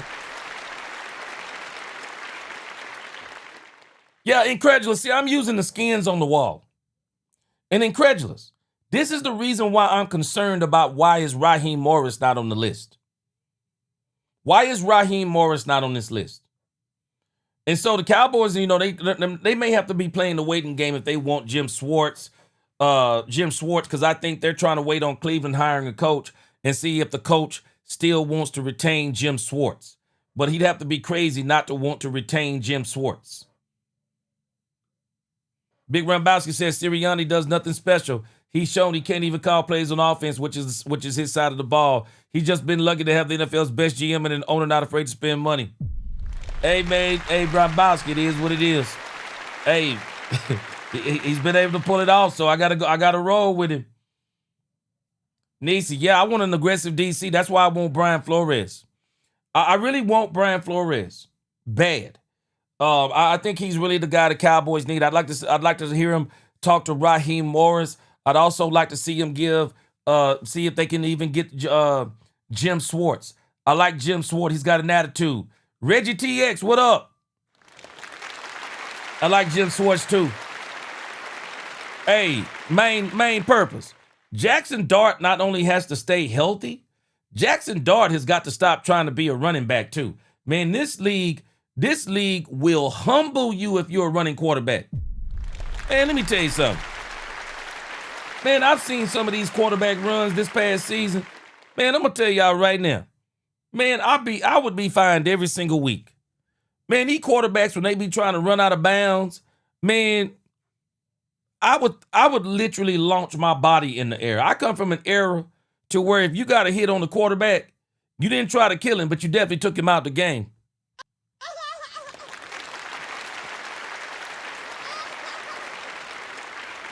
Yeah, I like what you're saying, Rombowski. Hurts is showing himself to be Seattle Russell Wilson redo, refusing to run despite it being his best weapon and wanting to be a pocket passer, thinking he's Tom Brady. And he ain't Tom Brady.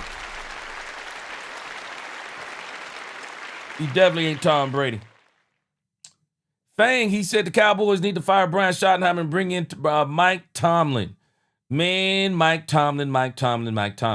Well, Mike Tomlin, Fang, he going to take a year off. Jerry couldn't afford Mike Tomlin. Mike Tomlin is going to be a $15 to $20 million. He'll be a $15 to $20 million coach when he comes back.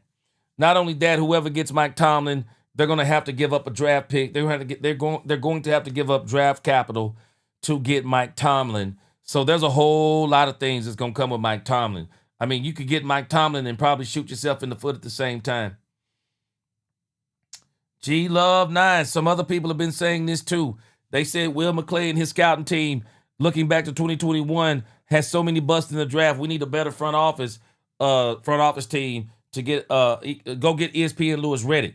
G Love, let me tell you why I think the Cowboys have been messing up tremendously in the draft. It's defense. They've been struggling on defense. This is their biggest struggle is defense. Bama boy, he said Raheem Morris won a Super Bowl with the Rams. I'm just surprised that he's not on the list. I really would like to know what's going on with him because nobody is, I hadn't really seen him on anybody's list. K. Francis said Cowboys never gets the players or coaches we want the most. You know what though, K. Francis? We got to get the Cowboys to get that perfect cocktail. They got the offense, no defense. They'll have the defense, no offense.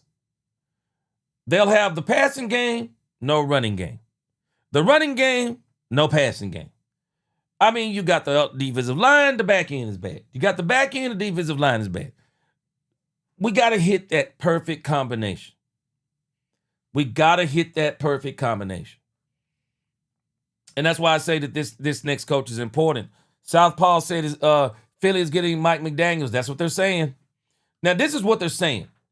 They're saying this is coming straight from Mike McDaniel.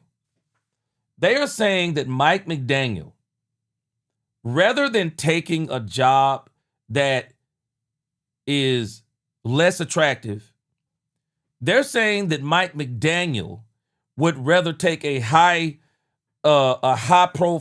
offensive coordinator job. So let's translate what they're saying.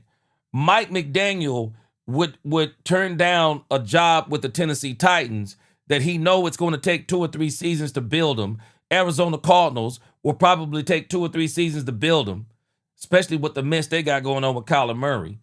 There are some of these teams it's going to take a lot to rebuild them. He's saying that he would go to a team like the Eagles, who has, they got the players. And I think in particular, they got Howie Roseman, who he knows is going to get the players. They got the run game and all these different things. Or he would probably go, even go to a team. It ain't going to happen, but I think he would take a job with a team like the Cowboys. But basically saying that Mike McDaniel will take a job with a team that he know that can win right now. So they're saying that about Mike McDaniel. So I wouldn't be surprised if you see Mike McDaniel in Philly, because that's what the talk is. Jaden Justin, appreciate that super chat. Jaden said, put Sirianni here, he'll fail. He ain't all that, G. I agree with you on that part. Yeah, he would fail here too. He said his list: Harbaugh,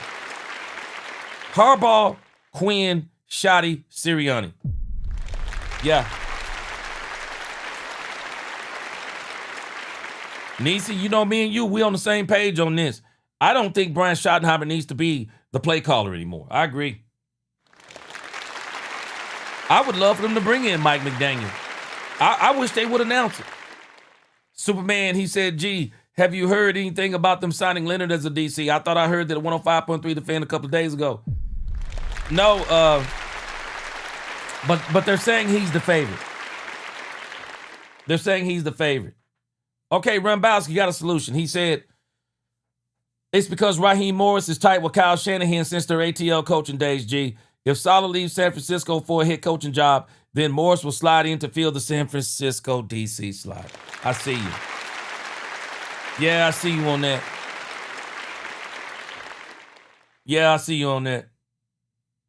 Yeah, Andy Jones, Mike Tomlin said he's done.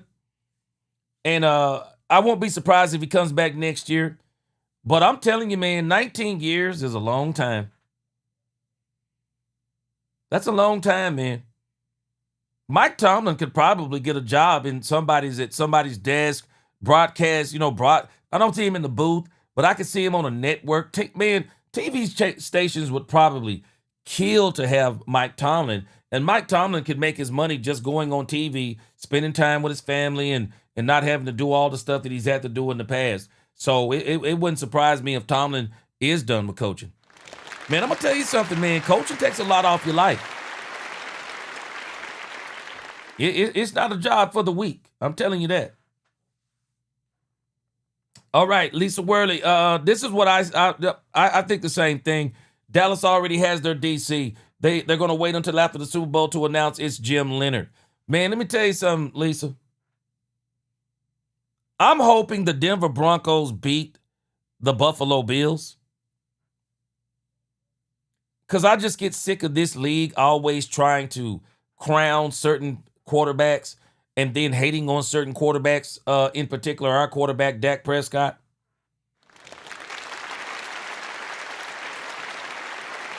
I want the Denver Broncos to beat the Buffalo Bills. Big Rumbowski said Amazon is about to open a checkbook for Tomlin. He might realize coaching isn't worth it after enjoying those TV paychecks. Hey, Big Rumbowski. This is one of the reasons why nobody will ever get Troy Aikman again. They'll never get Troy Aikman to, Miami got him in this advisory role. Man, nobody will ever be able to get Troy Aikman to be a GM, a head coach, nothing. Man, that money is too good. The money is too good, and you get to spend a whole bunch of time with your family. I would way rather have that TV money. Hey, Rumbowski, that's what got Jimmy Johnson. Man, once Jimmy Johnson got that TV money, Jimmy said, I'm done with coaching. Jimmy said, I'd rather go on TV and talk and fish. And at the same time, Jimmy even kind of lost to me once he kind of stayed out of football for so long. I don't think Jimmy was doing any studying of the game like he used to. And Jimmy was just up there giving his opinion. It was just that simple. This is something else I found on X as it applies to the coach comparisons. Now they got Jim Harbaugh. They're talking about who is the best head coaches in each division. They got John Harbaugh as number 1 in the NFC East already. Wow.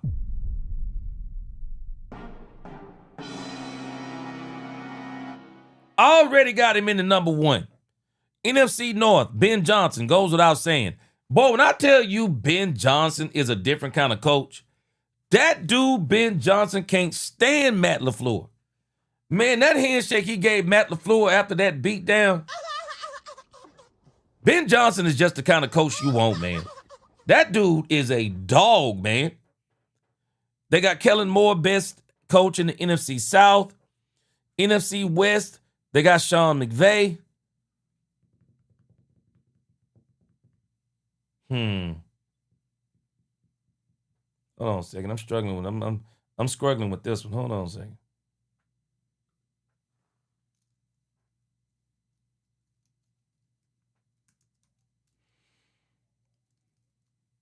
Hold on a second.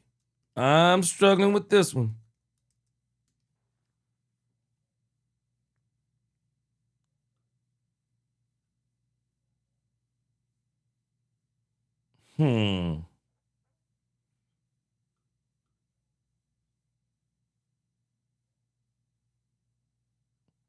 I'm struggling with that one simply because of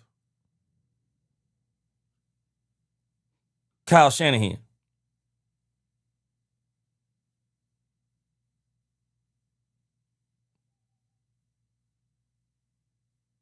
Okay, Kyle Shanahan is the NFC. I want to make sure. Kyle Shanahan, I'm struggling with this one, man. I'm struggling. Man, you know what? I'm going to tell y'all, and y'all might disagree with me. I know why they're picking Sean McVay. But I'm giving Kyle Shanahan the nod over Sean McVay.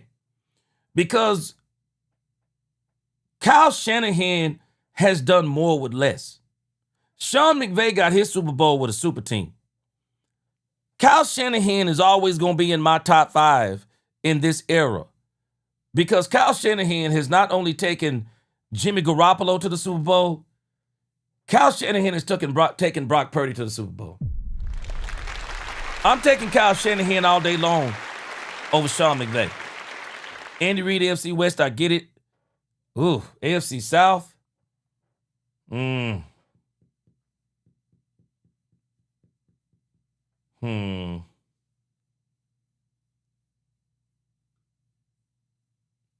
Struggling with this. Hold on a second.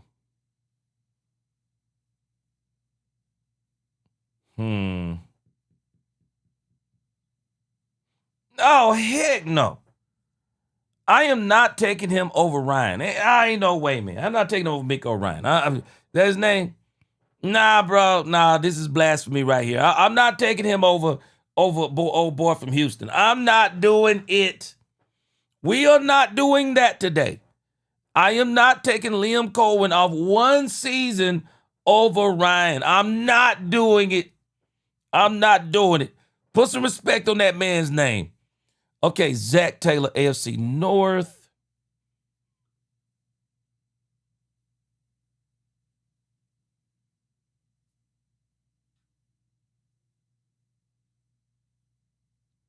Okay, you got rid of John Harbaugh. Okay. Mike Tomlin's not there anymore. Oh, wait.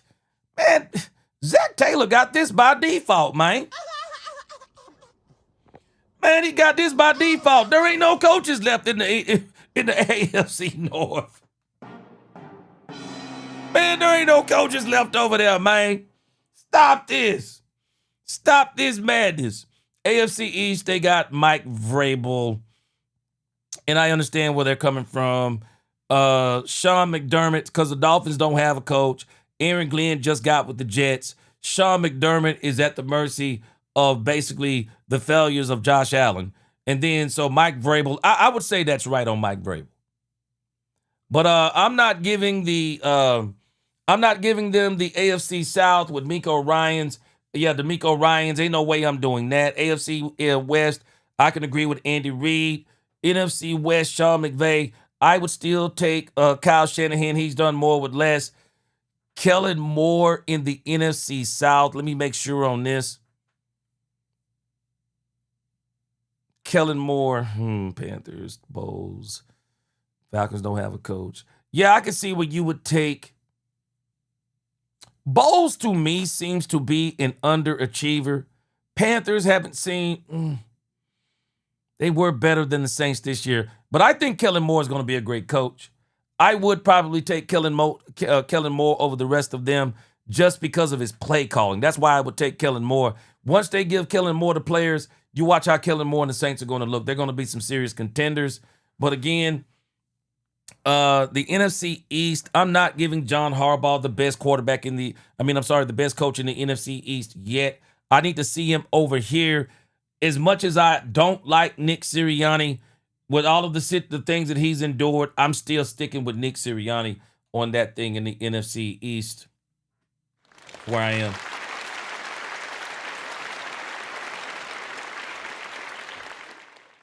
J. Doug said, give him Sean McVay. Bama Boy said, next year going to be a surprise.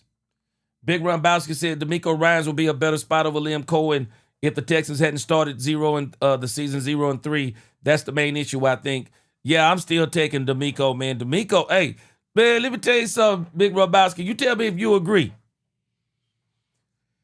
When you have a defense that can give up 3 turnovers and you win a game 30-6 and the quarterback actually played mediocre that game, you got a Super Bowl defense. I'm telling you right now. I won't take the Houston Texans offense over a lot of teams. I'm going to just tell you straight up. I said straight up like we say in the hood, SCRAIGHT. Or maybe it could be SCRATE or SKRATE. Whichever one you want to take. But I'm going to tell you straight up. That doggone Houston Texans defense is good enough to beat anybody. If C.J. Stroud, let me tell you how good the defense is for the Houston Texans. And I'm shocked that the Houston Texans defensive coordinator has not emerged as one of the candidates for a head coach in this league. And if they go to the Super Bowl or even the AFC Championship game, I'm not going to be surprised if his name starts rising to the top.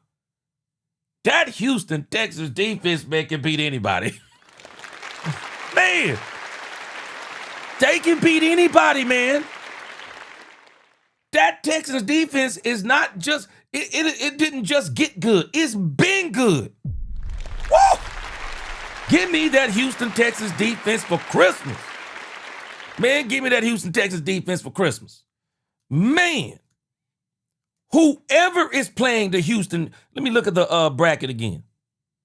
Because I'm telling you, I don't give a doggone who they face. They ought to be terrified. I'm telling you right now. I'm telling y'all right now.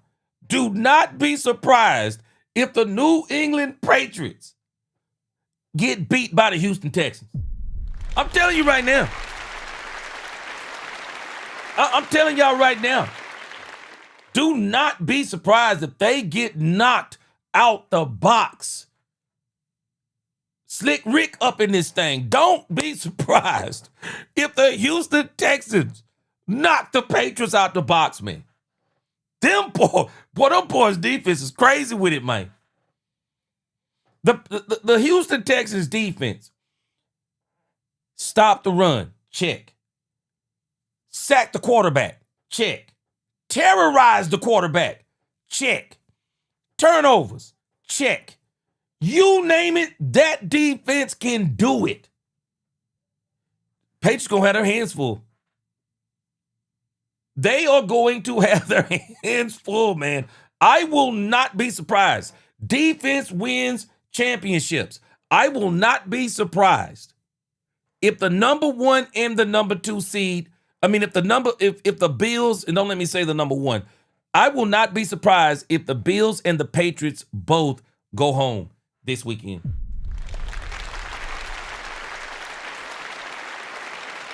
Man, give me that Houston Texans defense for Christmas, man. Give me that Houston Texans defense for Christmas, man. Jayden Justice, he said McVay is a dog. Gee, he is, but Shanahan is too. Until Shanahan can win a big one and not blow it, can't put him over McVay. Hey, Jayden, but McVay, he went and got Matthew Stafford. Man, this dude, Kyle Shanahan, boy, something old, something used, something old, something new, something borrowed, something used. Man, this dude, Kyle Shanahan, had to go with the supermodel. He had to go with the supermodel, man, Jimmy Garoppolo. Man, people were putting Jimmy Garoppolo on a pedestal, man. Man, Jimmy Garoppolo started messing with them doggone, with them P-stars. That was his problem. We know what's up.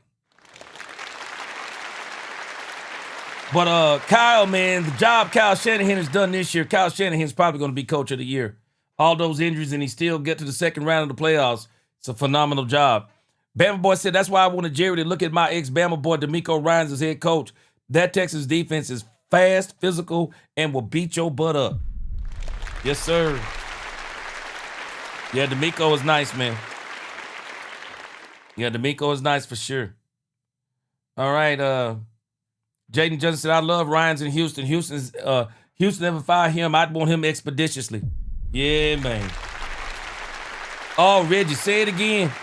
Wait, hold on. Don't say it again. Reggie said Houston ain't built to come from behind unless they're winning the turnover margin. Well, I'll tell you this. They're so good, they're typically winning the turnover margin. But hold on a second. They lost the turnover margin against the Pittsburgh Steelers. Reggie, you forget about that? They actually had 3 turnovers against the Pittsburgh Steelers, man. They still beat them.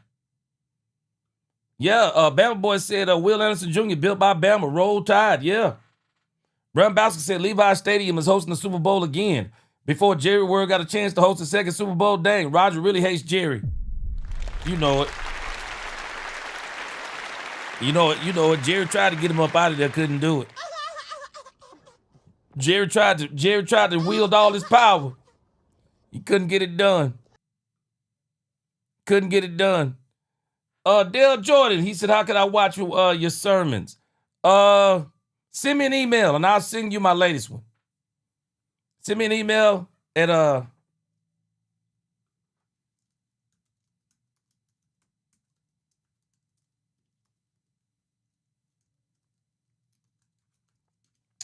Yeah, anybody want to hear some of my sermons? Just send me an email at this address, and I'll send you the links. Blue Star said that's too bad, G, because I don't know if you heard Texans rookie Ryan Reed targeted armjacking at home by 3 suspects who stole his SUV. Oh, wait a minute, what's going on? Is he all right?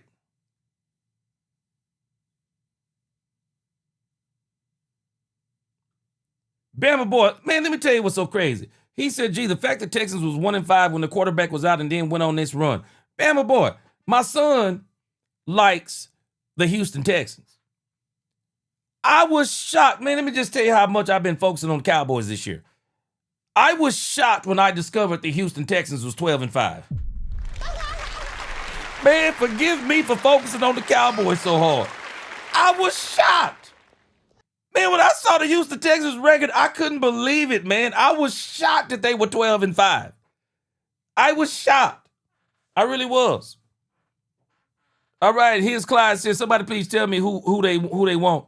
Depending on which content creator you listen to, it could be a multitude of reasons why they're interviewing so many people.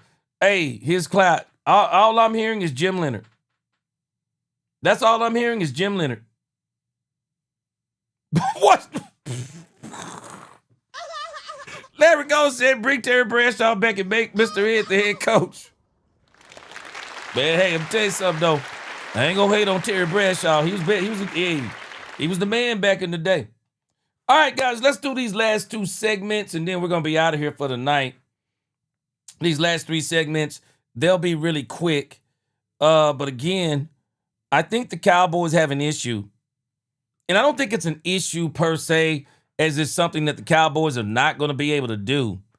But I do believe, depending upon what happens, the Cowboys may be looking for a new running back. Looks like here Maurice Jones-Drew, big respect for him. He ranks the running backs 1 through 64. And how did they stack up in the 2025 season? Bijan Robinson was an absolute monster this year. Let me see here. He's had a heck of a season. 1,478 rushing yards, 820 receiving yards, 7 touchdowns. He's been an absolute tour de force this year. Christian McCaffrey has been Christian McCaffrey. He ranks number 2. I'll be honest with you. I would still take Christian McCaffrey over every running back in the league. Y'all tell me what y'all think. Christian McCaffrey is just a force. But he was injured last year. Jonathan Taylor. Man, let me tell you something. Boy, Jonathan Taylor on a good team. Oh, my gosh. Boy, I wish we could have Jonathan Taylor on the Cowboys. I wish the Cowboys could have a running back like Jonathan Taylor. This boy is nasty. And the reason why I say he's nasty is because he's got a full repertoire. Full repertoire. He can hit you with the power run. He can hit you with the finesse run. He got the moves. He can get you out the backfield.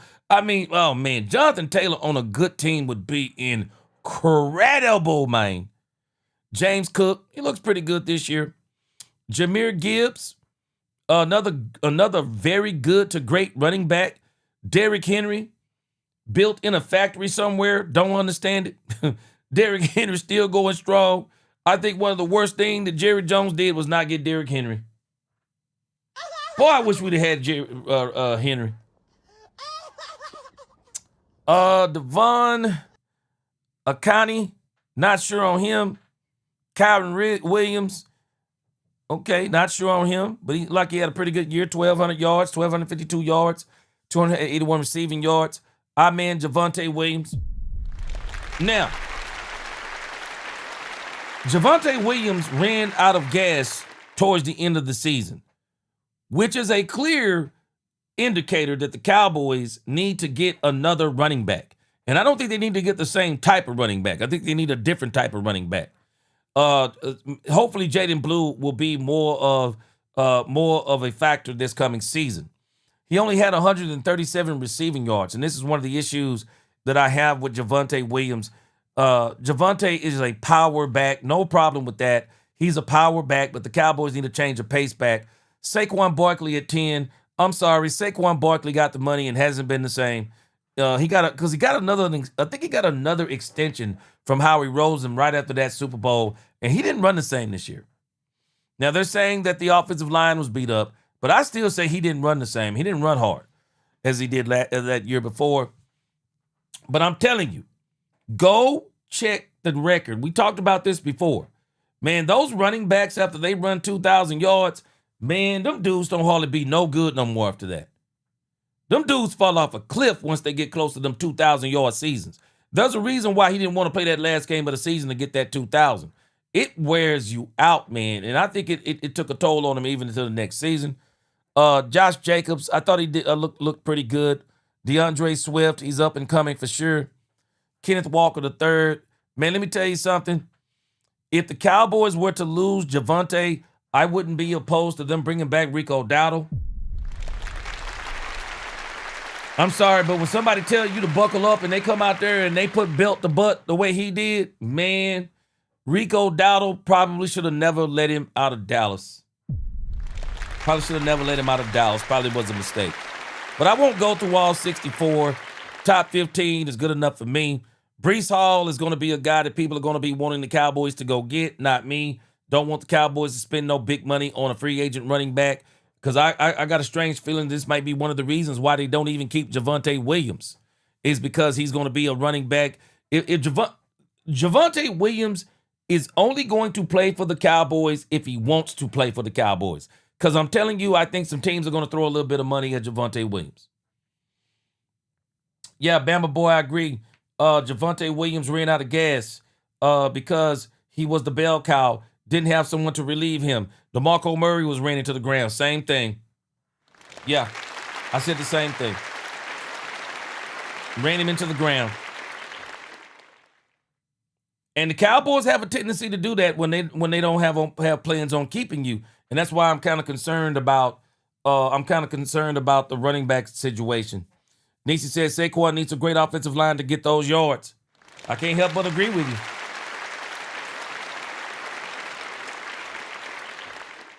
And not to mention, he got that money in that Super Bowl, Nisi. Sometimes, man, satisfaction will do you in. And Nisi, let me tell you another reason why I don't think Saquon Barkley gets the Super Bowl, gets the payday, and then starts talking about retiring.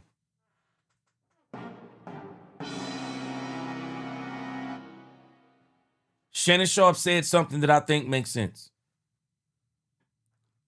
Shannon Sharp says, the moment you start talking about retiring, you've already retired. You've already retired. Saquon Barkley said he just may wake up one day and retire. Who talks about that? Who starts having retirement talks? He got the bag. He got the ring. Saquon Barkley could walk off into the sunset in the next year or two, get a job at a desk, and be great. So I'm just wondering about what he's going to look like over the next couple of years. Rumbowski said this team just went and spent 2 draft picks on running backs that they have no clue if they can even play at this level. Mismanaged in so many ways. Rumbowski, this is one of the marks that I have on Brian Schottenheimer. Brian Schottenheimer has more control over this franchise than people want to admit, and he's making those types of decisions. Very frustrated on the Jaden Blue thing for me. All right, so that's kind of the running back rankings. Now, let me pose a draft question to you that I saw the other day that was very interesting. So I've seen some people talking about these particular players that we got coming up in the draft. I've seen some people talking about these players, and I really want to know what you guys think about this. But I've been hearing about this guy, Ruben Bain. Let me see if he's the one that I heard them talking about. They were talking about Ruben Bain, and they were talking about David Bailey. And it might have been David Bailey and Bain they were talking about in particular. But I want to know what y'all think about this. So one of the things they were talking about is, should the Cowboys go out and get a true defensive end, edge rushing defensive end, a true defensive end, size and everything, Or should they go out and get these guys who body makeup don't fit the position that they play? For example, David Bailey from Texas Tech. He's 6'3", 250 pounds. He would not be a true defensive end, but once again, he would be an edge rusher. Would you want that type of player, or do you want a true defensive end that can rush the passer? Do you want somebody like that? Do you want a super freak athlete who could be, let's say he's a super freak athlete, but he's undersized? Do you want that super freak athlete that's undersized because you know you can depend on it? And I think the other guy they were talking about, I think they might have been talking about Sonny Styles. I think they were also talking about Sonny Styles. And I think they were saying some similar things about him. He's a 6'4", 235-pound linebacker. He's a little bit light in the pockets. Even though he's a superstar type of player, they're saying, they were asking, like, do you really want that type of player? Now, I'll be honest with you. Micah Parsons is an anomaly. And what I mean by that is, when you get a guy that can rush the passer like Micah Parsons, you have to understand that's his specialty. He's a freak of nature when it comes to doing that. But you have to understand the trade-off is that that's pretty much his specialty, and in some other places, he's not going to be as good. In those places he is not as good, could be detrimental. And so they're saying, kind of the question is, do you want a guy who has the size and the skill, or a guy who has all of the athletic ability, but he may not have the size? And then when you get him in games, guys can chip him, they can double him, and do all kinds of things. Because you got to think about this as it applies to the pros. The pros are always different. Everybody thought that Donovan Ezeraku was going to come in here and dominate. And while he may do this next year, Donovan Ezeraku hasn't been what everybody thought he was going to be. And I think one of the reasons is Donovan Ezeraku is an undersized edge rusher.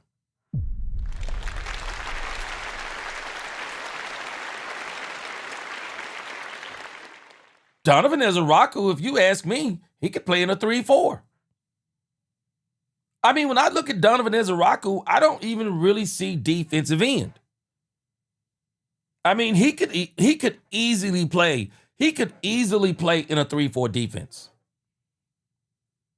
He easily could fit in a 3-4 defense.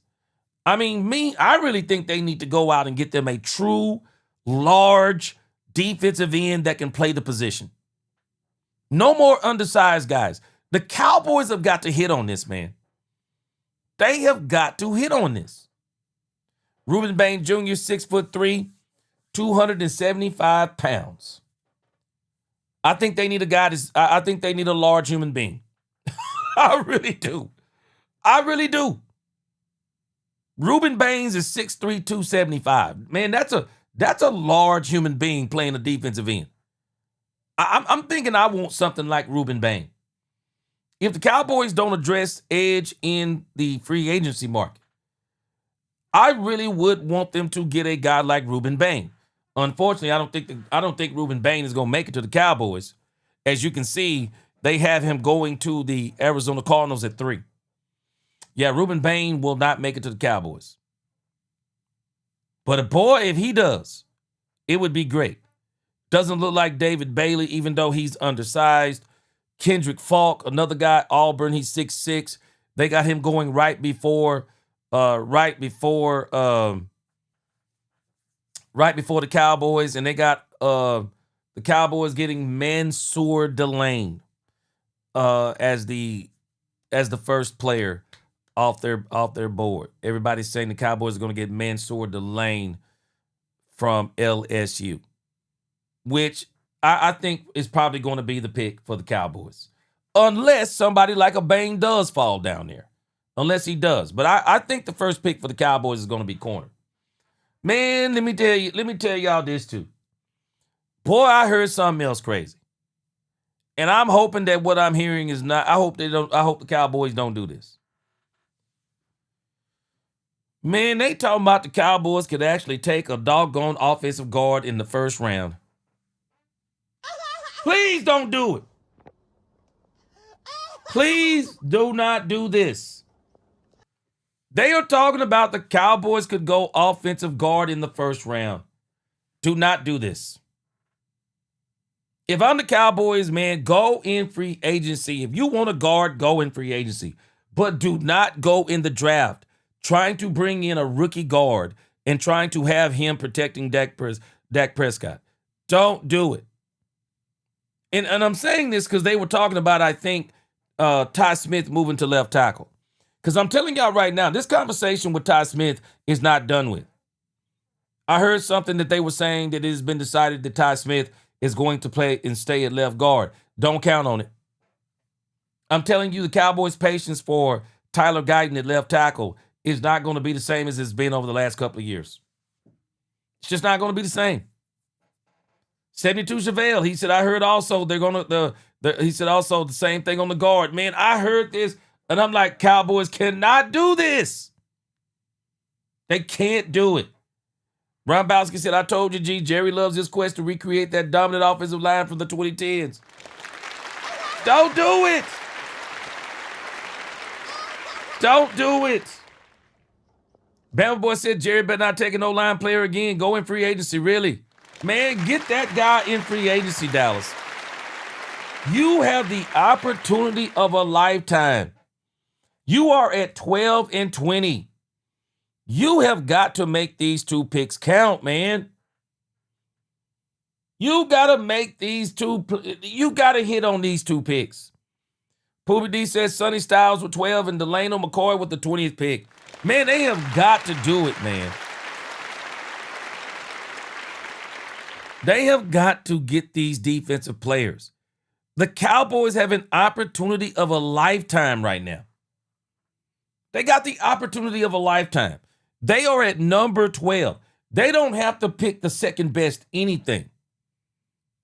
They can get the best out there at cornerback, the best out there at linebacker, or the best out there at the edge or the defensive end position. Do not, Cowboys, make this mistake. And also, I think the Cowboys should go true to size on whatever they do in this draft. Don't get anybody undersized. Go out there and you get guys who sure enough check all these boxes. Because when they get to the pros, you got to be careful getting these undersized players in the pros. Because even Micah Parsons, this has been one of Micah Parsons' Achilles' heels. When Micah Parsons goes against the bigger, more skilled defensive tackles, it's not that he struggles, he's just undersized. Micah Parsons doesn't eat double teams. He can get through some of them sometimes, and he's definitely going to beat the one-on-ones. But you don't want that again. You really want that true size defensive end. Because everybody's not going to have the athletic, they're not going to be an athletic freak like Micah Parsons is. They're just not going to be that. And so you can't keep trying to catch that genie in a bottle, because I think the Cowboys tried to catch that genie in the bottle on Donovan Ezaraku, which I do think Donovan Ezaraku is going to be better next season. I will not be surprised in 2026. Donovan Ezaraku does have about, 8 sacks or whatever the case may be, 8 to 10 sacks. I wouldn't be surprised if he has that, but he's an undersized guy, and we just got to accept it for what it is. We'll see what he does in 2026. But I think the Cowboys need to bookend him with a true defensive end to go in that mix of Clowney, Houston, and Ezaraku. They need to throw in that other big body defensive end to go along with Quinnen Williams. And I think they'll be a force. Yeah, Reggie, Parsons wears down. Yeah, again, he's undersized. He wears down from all of the double teams and the chips and all of those things. They got to get that big body defensive end. Jaden said, if it's me, I'm taking Downs with 12 and McCoy at 20. McCoy paired with Revel could be a dominant defensive backfield. Man, they got the opportunity of a lifetime. 72 Javale said Crosby and Hendrickson free agency, number 12 Downs if he's still there, or 20 McCoy. And 72. I really, and don't forget about Jalen Phillips. Don't forget about Jalen Phillips is out there. I think the Cowboys could fix their edge rushing, and not only their edge rushing thing, but the next defensive coordinator, man, use Demarion Overshown to rush the passer. Come on, man. It's a no-brainer. I don't understand why Matt Eberflus didn't use Demarion Overshown as a pass rusher. Doesn't even make sense. Doesn't even make sense. Grelling TV, he says, I think we make the best decisions in the draft for the team. It'll work out. Yeah, I agree. For sure. Yeah, I'm hoping Downs is there too. Reddy said that's why this defensive coordinator position is crucial. Is crucial.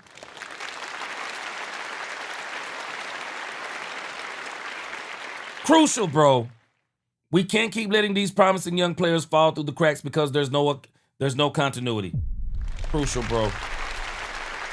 Absolutely crucial. Man, I'm telling y'all right now, the draft for the Dallas Cowboys is going to be exciting. The draft for the Dallas Cowboys is it is going to be must-watch TV. I'm telling you, man, I'm having a party for that first round. I'm having a doggone party for that first round, man. It's going to be incredible, bro.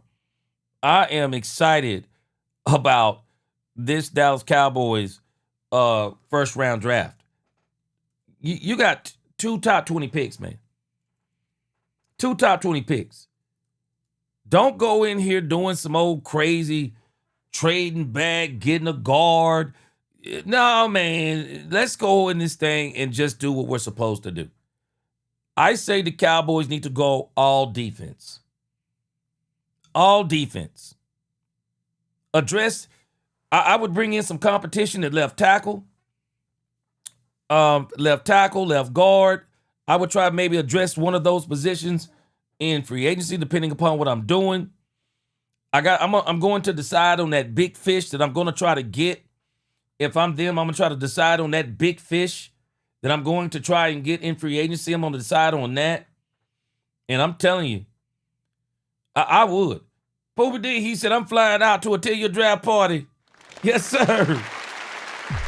Yes, sir. I'm having a party, man. It's gonna be off the chain. All right, hold on a second. Let's see. What are they talking about on 105.3 The Fan? Let's hit our last segment for the day and we'll be out of here. Appreciate y'all rocking with me today. The worst. All right, let me go to the right.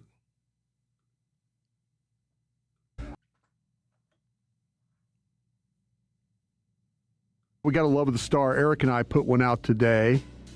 Love of the Star went through some of these coaches' names and some draft questions and stuff. Yeah, and going back to something that Junior said, man, this is where we got to be careful because sometimes I think we're taking what people are saying and we're taking that for what the Cowboys are doing. So, Poopy D said all defense, all defense, all defense. I'm with you, man. I'm with you. 72, I'm telling you, man, hey, I'm going to have a draft party, man. It's gonna be an exciting draft for the Cowboys. At least I'm anticipating, man. Java, they better not do the same thing they always do. All right, let's check this out for our last segment today. Shotty, they're saying like, is Shotty? I don't know. Listen to what they're saying about this. Stuff like that. So after our show today, if you don't mind giving Love of the Star a listen, we'd sure appreciate that. And then Wolchuk and I with Aisha Morrison did another episode of The Stack. So kind of get you. We talked about body types today. And when specific players have body types, when scouts let like measurables and numbers get in the way of really good players. So we went through some players in this particular draft. So if you can't give that a listen to. An all-time objectification of the young men. Yes, we tried. We did our best. All right, I got a question for you guys, by the way. Dawson, I'm going to start with you. I feel like I'm beating you up today. So beat it. Man, you popped my balloon there telling me George Pickens is only worth a single one. I was just, you know what, I mean, Micah Parsons went for 2 ones. I know. Yeah, I don't disagree they're with you. both all-pro players. I don't disagree with you. But With Dawson, 1 year of production, Positional value. Oh. you just got you traded a 3 for him. I think. I mean, if that's to how get the a league 1 looks for at him, I'll Pickens, just keep George Pickens. Go ahead and keep undervaluing George. Maybe we will get him for $28 million a year. This is working out great. Let's make it happen. I like what you're saying. I have a question because of the last segment we did. We were talking about Shoddy, and you guys Sorry were, about that, Ty Howard. the coaching searches and stuff. The question I want to ask you guys, I'll start with you, though, Dawson. Here we go. And Eric, you and I talked about this morning, but I want to bring it up to other guys. Do you think Shoddy's taken this interviewing process up to a new level as far as going through all these candidates because he got blamed for the You think he'd be here if Shoddy didn't sign off on it? That's what I'm saying. Do you think that Shoddy's like, listen here, you MFers, you can stand up here and you guys wanted this Matt Eberflus, even talked about him before I was even hired. Yeah. And you MFers and you stand up here and say, well, Shoddy signed. Nah, I'm not giving Brian Schottenheimer this one. I've already explained this, guys. Brian Schottenheimer has been in the building since 2022. Brian Schottenheimer built up a lot of trust with the Joneses over that entire period. And I'm telling y'all, if y'all don't think the Cowboys were already bouncing things off of Brian Schottenheimer when they clearly said Brian Schottenheimer was the reason why they even let Mike McCarthy stay the last season, nah, I believe it. I don't think they're blaming him for anything. I think they're saying, no, he was instrumental in bringing in Matt Eberflus. Off on this one.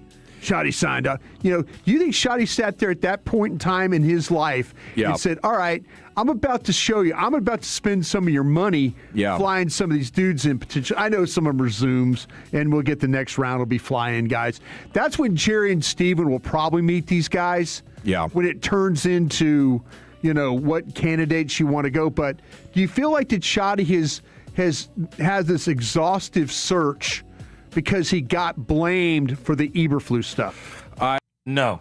I think that's a brilliant point. I don't know why you're asking me a question. You should have just said it with your chest and dropped yourself a knowledge bomb there, Brian. I think that's dead balls on right because he wasn't this thorough last year with OC and the other position coaches. I think he has taken it up a notch, and I guess my take on it would be I also disagree with what they're saying again because of this. I can remember this clearly last year. Jerry and Steven both said Brian Schottenheimer interviewed every single coach last year that they hired. He interviewed him. Now, we got to understand, this is only one position that they're interviewing for. So he's really doing similar to what he did last year. But what I do give him credit for, is that Brian, even though, Jerry and them might say, well, this guy and this guy and this guy, I give Brian a lot of credit because I don't remember Mike McCarthy doing these type of things. But Brian has got enough cachet with the Joneses is that he actually does interview every person. I give Brian credit for that. And I'm telling y'all, Brian had something to do with bringing in Matt Eberflus. He can't shake that because Jerry said it right there in front of him and didn't blink. I'm not buying that Jerry told a lie. Now, the percentage, we can argue. But Jerry said a very clear, flat-out statement. He had everything to do with Matt Eberflus. It's another piece of evidence that Shoddy is coaching with something to prove. And I think it's the most powerful thing in whatever industry you got. If you got guys that feel like I've been doubted, right? Wait till you see what I do next kind of guys. And it's difficult to stay on that emotional burn level once you get to the top. But I think most of the guys that get to the top, share this characteristic of. I'm going to give Brian Schottenheimer his flowers again. That dude wants to win. I want to give Brian Schottenheimer his flowers. That dude wants to win. He is I think he's a very good head coach. But what kind of dilutes it is him calling the plays. That's what's diluting it for me. He needs to be he needs to get somebody else to have an OC. He needs an OC. He needs a Mike McDaniel. I would love to see Shotty with Mike McDaniel. And just let Mike McDaniel take care of all of the play calling and all of the offensive stuff. And just let him roam the building, roam the sidelines, keep the players engaged, manage the clock, manage downs and distances, manage the situational football. That's what I wish he could do. Of feeling doubted, feeling overlooked, and then when you sting him right there, when everybody's watching while he's sitting next to you, making up lies. I think there's some of this. I'm not buying this. I am not buying that Jerry Jones lied right there in front of Brian Schott. I'm not buying it. I'm not buying it. We can argue about percentages and how much. But Jerry let that detail out of the bag for the very reason why they're saying that Brian Schottenheimer is doing all this interviewing. Has anybody ever thought that Jerry finally got tired of people saying Jerry hired Matt Eberflus? Anybody ever thought? Mike Fisher has been reporting this. Bobby Belt has reported this. Others have said, Jerry has said this. Jerry may make the quote-unquote final decision. But Jerry's final decision is the decision of the group. They're all agreeing on these things. And again, this is why Jerry Jones said about Michael Parsons, never forget, it was unanimous. It was unanimous. And I told y'all this. Y'all have not been giving, and we have not been giving Brian Schottenheimer the credit for some of these things that have been happening in Dallas. Brian Schottenheimer sat back in 2022 to 2025 and watched Trayvon Diggs and watched Michael Parsons. If you don't think Brian Schottenheimer was on board with shipping out Micah, shipping out Trayvon, I don't know what to tell you. Man, Brian has had a lot more say-so in things than we're actually giving him credit for. Now, these guys right here, they hate Jerry Jones. So they're going to tell you that Jerry Jones is just lying about Matt Eberflus, that Brian Schottenheimer had a lot and everything to do with Matt Eberflus being here. I don't believe it. That don't sound like no doggone lie. That sounds like somebody who finally said, hold on a second. Y'all been saying this is all me. I want y'all to know that Brian Schottenheimer had a lot to do with this. So this guy, I'm not buying. I'm not buying that Jerry Jones, did he hire him? Yes. But did Jerry have man, Jerry ain't scouting Matt Eberflus. Excuse me, he's not scouting Matt Eberflus. No doggone well Brian had something to do with this. And so now they're saying that Brian is doing this more extensively now because he got blamed. Got blamed? No, he got held responsible is what he got held for. That's what we're not acknowledging. He got held responsible. Y'all might not be seeing what Jerry is doing, but I can see what Jerry is doing.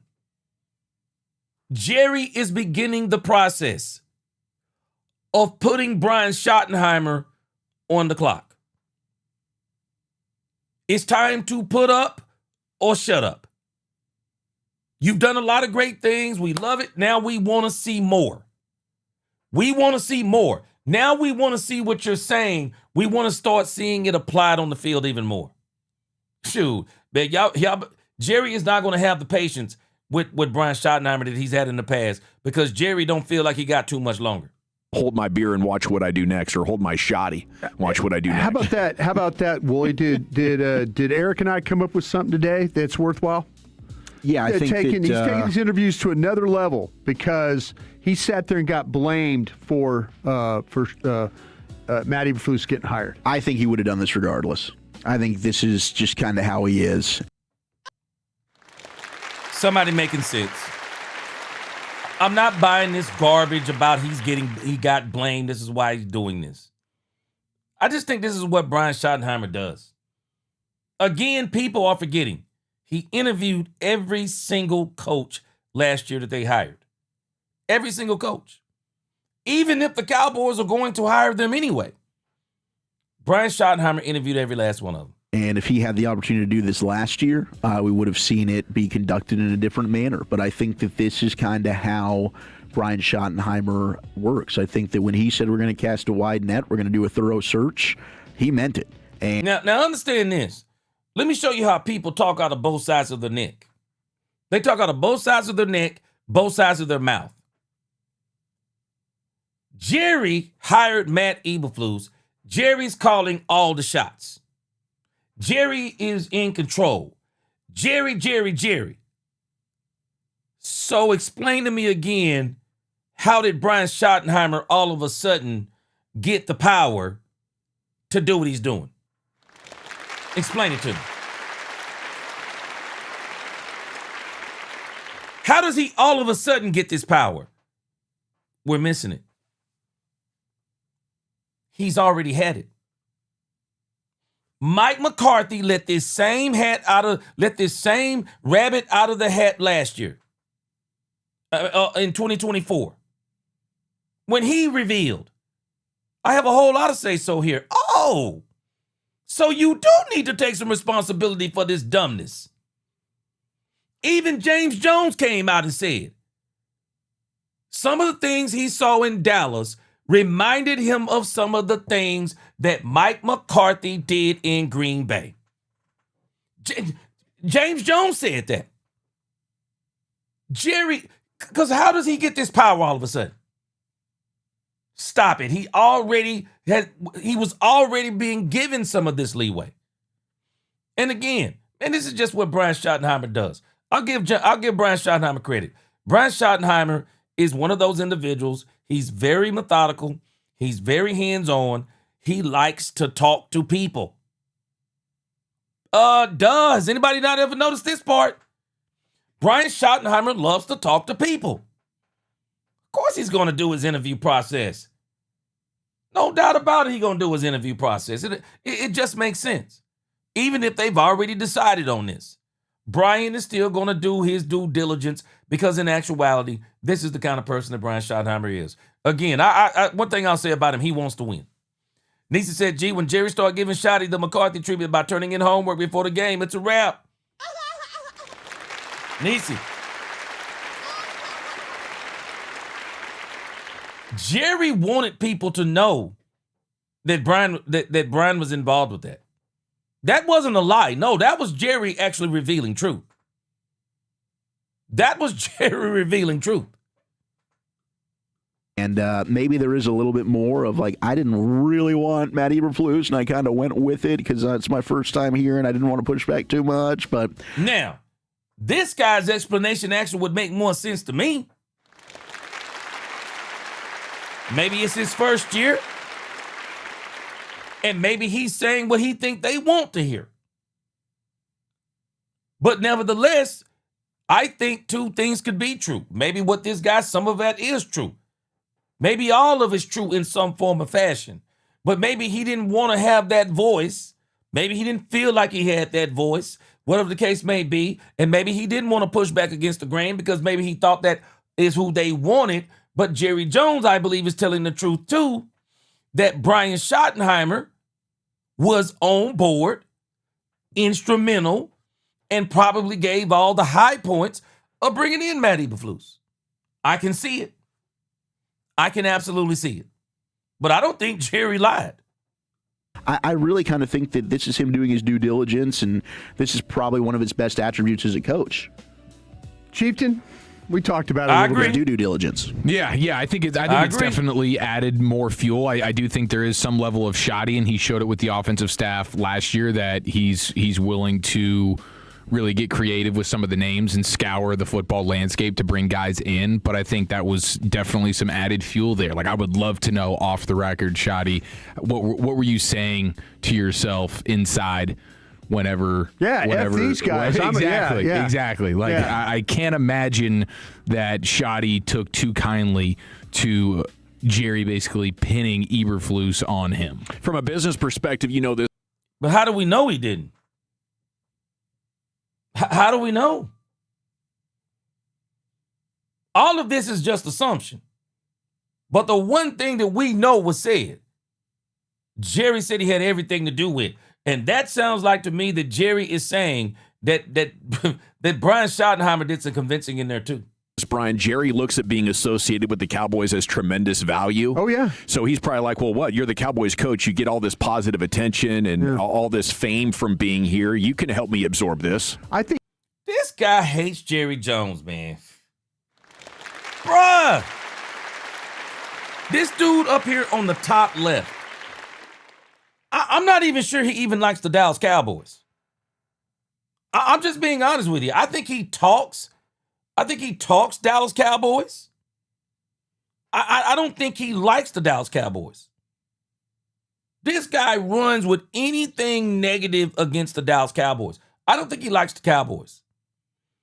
And him and this other guy, they're always trying to run with some narrative about something that Jerry did, something that Jerry said. This dude is just up here, this dude is up here just pure propaganda. Just basically saying that Jerry blamed Matt Eberflus and made him the fall guy, and that made Brian Schottenheimer the fall guy, and that in actuality, it wasn't true what Jerry said, that Jerry just used Brian to absorb some of the blame. Man, this is pure dumb, bro. Jerry was listening to everybody talk about this and completely start to say, well, Jerry and Steven hired Eberflus. Yeah. And I think this was Jerry's way of saying, okay, I'm about to set the record straight, even though it might not be true. Yeah. This statement from Brian Broaddus don't make sense. You can't set the record straight if that isn't the record.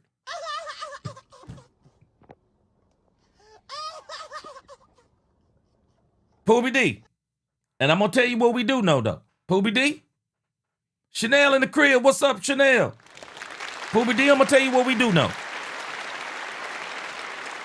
And I'm going to tell you what we know unequivocally. What Jerry said, Brian didn't object, nor did Stephen Jones. That's what we know. That's what we know. Bottom line, that's what we know. I'm not buying this story. Man, we can argue with percentages all day long. But Jerry said, I'm going to set the record straight on this. Because I've been hearing these whispers. Because one thing I've learned about the Joneses over these last couple of years, they stay on social media. Jerry said, no, we're going to set the record straight on this. Y'all finna stop blaming me for Matt Eberflus like I didn't let Brian Schottenheimer be involved in hiring the DC the first time. I'm just trying to tell you. But, put this on me. Yeah, but he put it on Shoddy. Whoa, hold on a second. What'd you say, Chevelle? Brian Broaddus doesn't work for the Cowboys anymore, won't be on the break anymore. Wow.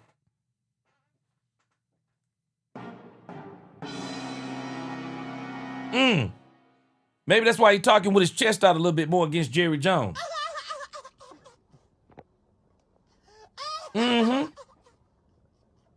Pretty good. Yeah, Jerry also said it was one of the saddest things he ever had to do was letting go of Eberflus. So, you tell me, it just doesn't add up. I think Shoddy was willing to sign off on Eberflus as a condition for getting the job. Yeah. This is how stuff gets started. It's pure nonsense. If you hate Jerry Jones, you're going to believe everything this dude says. This dude hates Jerry Jones with a passion. He hates Jerry Jones. I do too. I absolutely think you're right about that. All right. But look at this. No proof. The only proof we have is what Jerry said. And I haven't heard a whisper of anybody coming out and saying anything different. All I'm hearing is these guys' opinions. And I'm telling you, Chevelle, I can see it now. Yeah, he seems to be moving different now. He ain't working for the Cowboys no more. Because I don't think he makes this argument a few weeks ago. I want to ask you guys we had the Dane Brugler mock draft today, and we did that a couple segments ago, or talked about a couple segments ago. I want to know the guys, like you say, Dawson. Yeah, man, it's just crazy. But it is what it is at this point. You know what? I don't care who doing what at this point. All I'm telling y'all is this. The Cowboys have got to hit on this next defense coordinator. They have got to hit on him. The NFC's coaching is getting better. I'm telling you now, John Harbaugh is going to bring in some coaches. Dan Quinn is trying to bring in a better defensive coordinator. It starts from the top down. Ownership, GM, coaching. Coaching matters, man. In our coaching and GM situation, it is what it is. Jerry Jones is our GM/owner. Brian Schottenheimer is our coach. And we just got to understand, he's not the best coach in the division. But it can be argued that he's got it's not even an argument. He's got the best quarterback. He's got the best offense in the division. Even if he's not the best coach in the division, if he can get the defense fixed, the Cowboys are still the best team in the division. And that's what I'm concerned with. Dak Prescott is a savvy veteran, and he can do things in spite of Brian Schottenheimer. We've already seen it this year. So I'm all good, even with Brian. And again, I love Brian Schottenheimer. I think he's a very good coach. Needs to be a walk the sideline coach, though. I don't like him being over the play calling, but it is what it is. It just is what it is. But I think the Cowboys, if they get this defense coordinator right, the Cowboys are going to be right. They're going to be right. Yeah, Broad is just coming up with questions. No way he would. Yeah. Yeah. Yeah, Poopa D said they're not going against the boss. D. Brian not going to say nothing. Well, now he don't work for the boss no more, so he's saying some things. David Barnes, this is speculation. If Jerry fires Shotty after the 2026 season, if the Cowboys have another bad season, then he must hire Mike Tomlin. Only problem is, David Barnes. Only problem is, when Mike Tomlin comes back into the coaching arena, $20 million will be his price. Watch what I tell you. Mike Tomlin's price will be $20 million, no less than 15. And I don't think Jerry gonna do it. I don't think Jerry will pay a head coach that kind of money.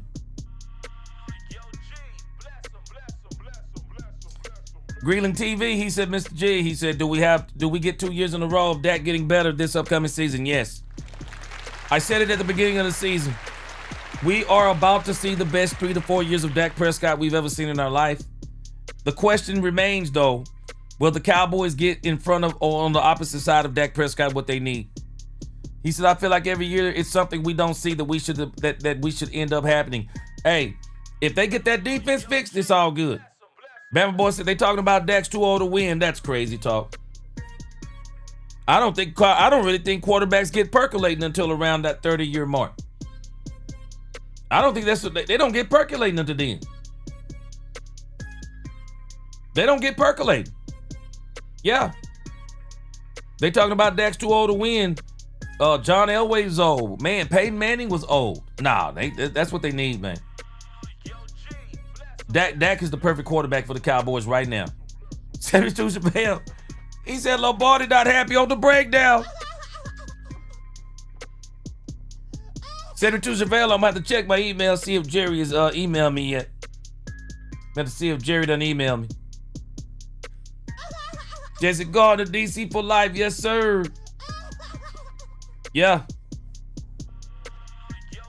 Yeah, Greeling said he said the same thing 20 minutes ago. Yeah. Yeah, Tomlin has been average ever since Big Ben retired. Bama Boy, I'm going to do a video about this over on G Sports Nation. This is the very thing that got Mike Tomlin. after Ben Roethlisberger. He never could hit on quarterback. All right, guys, I appreciate y'all rocking with me once again. We'll be back tomorrow if the Lord is willing, and maybe we'll get some coaching news. Maybe we'll get the news that the Cowboys have put Brian Flores, and in particular Raheem Morris. I want to know why this dude is not on the list. Maybe it'll come up tomorrow. Until the next time, I appreciate y'all. God bless. DC4L. Let's talk Cowboys and we talk facts. Peace.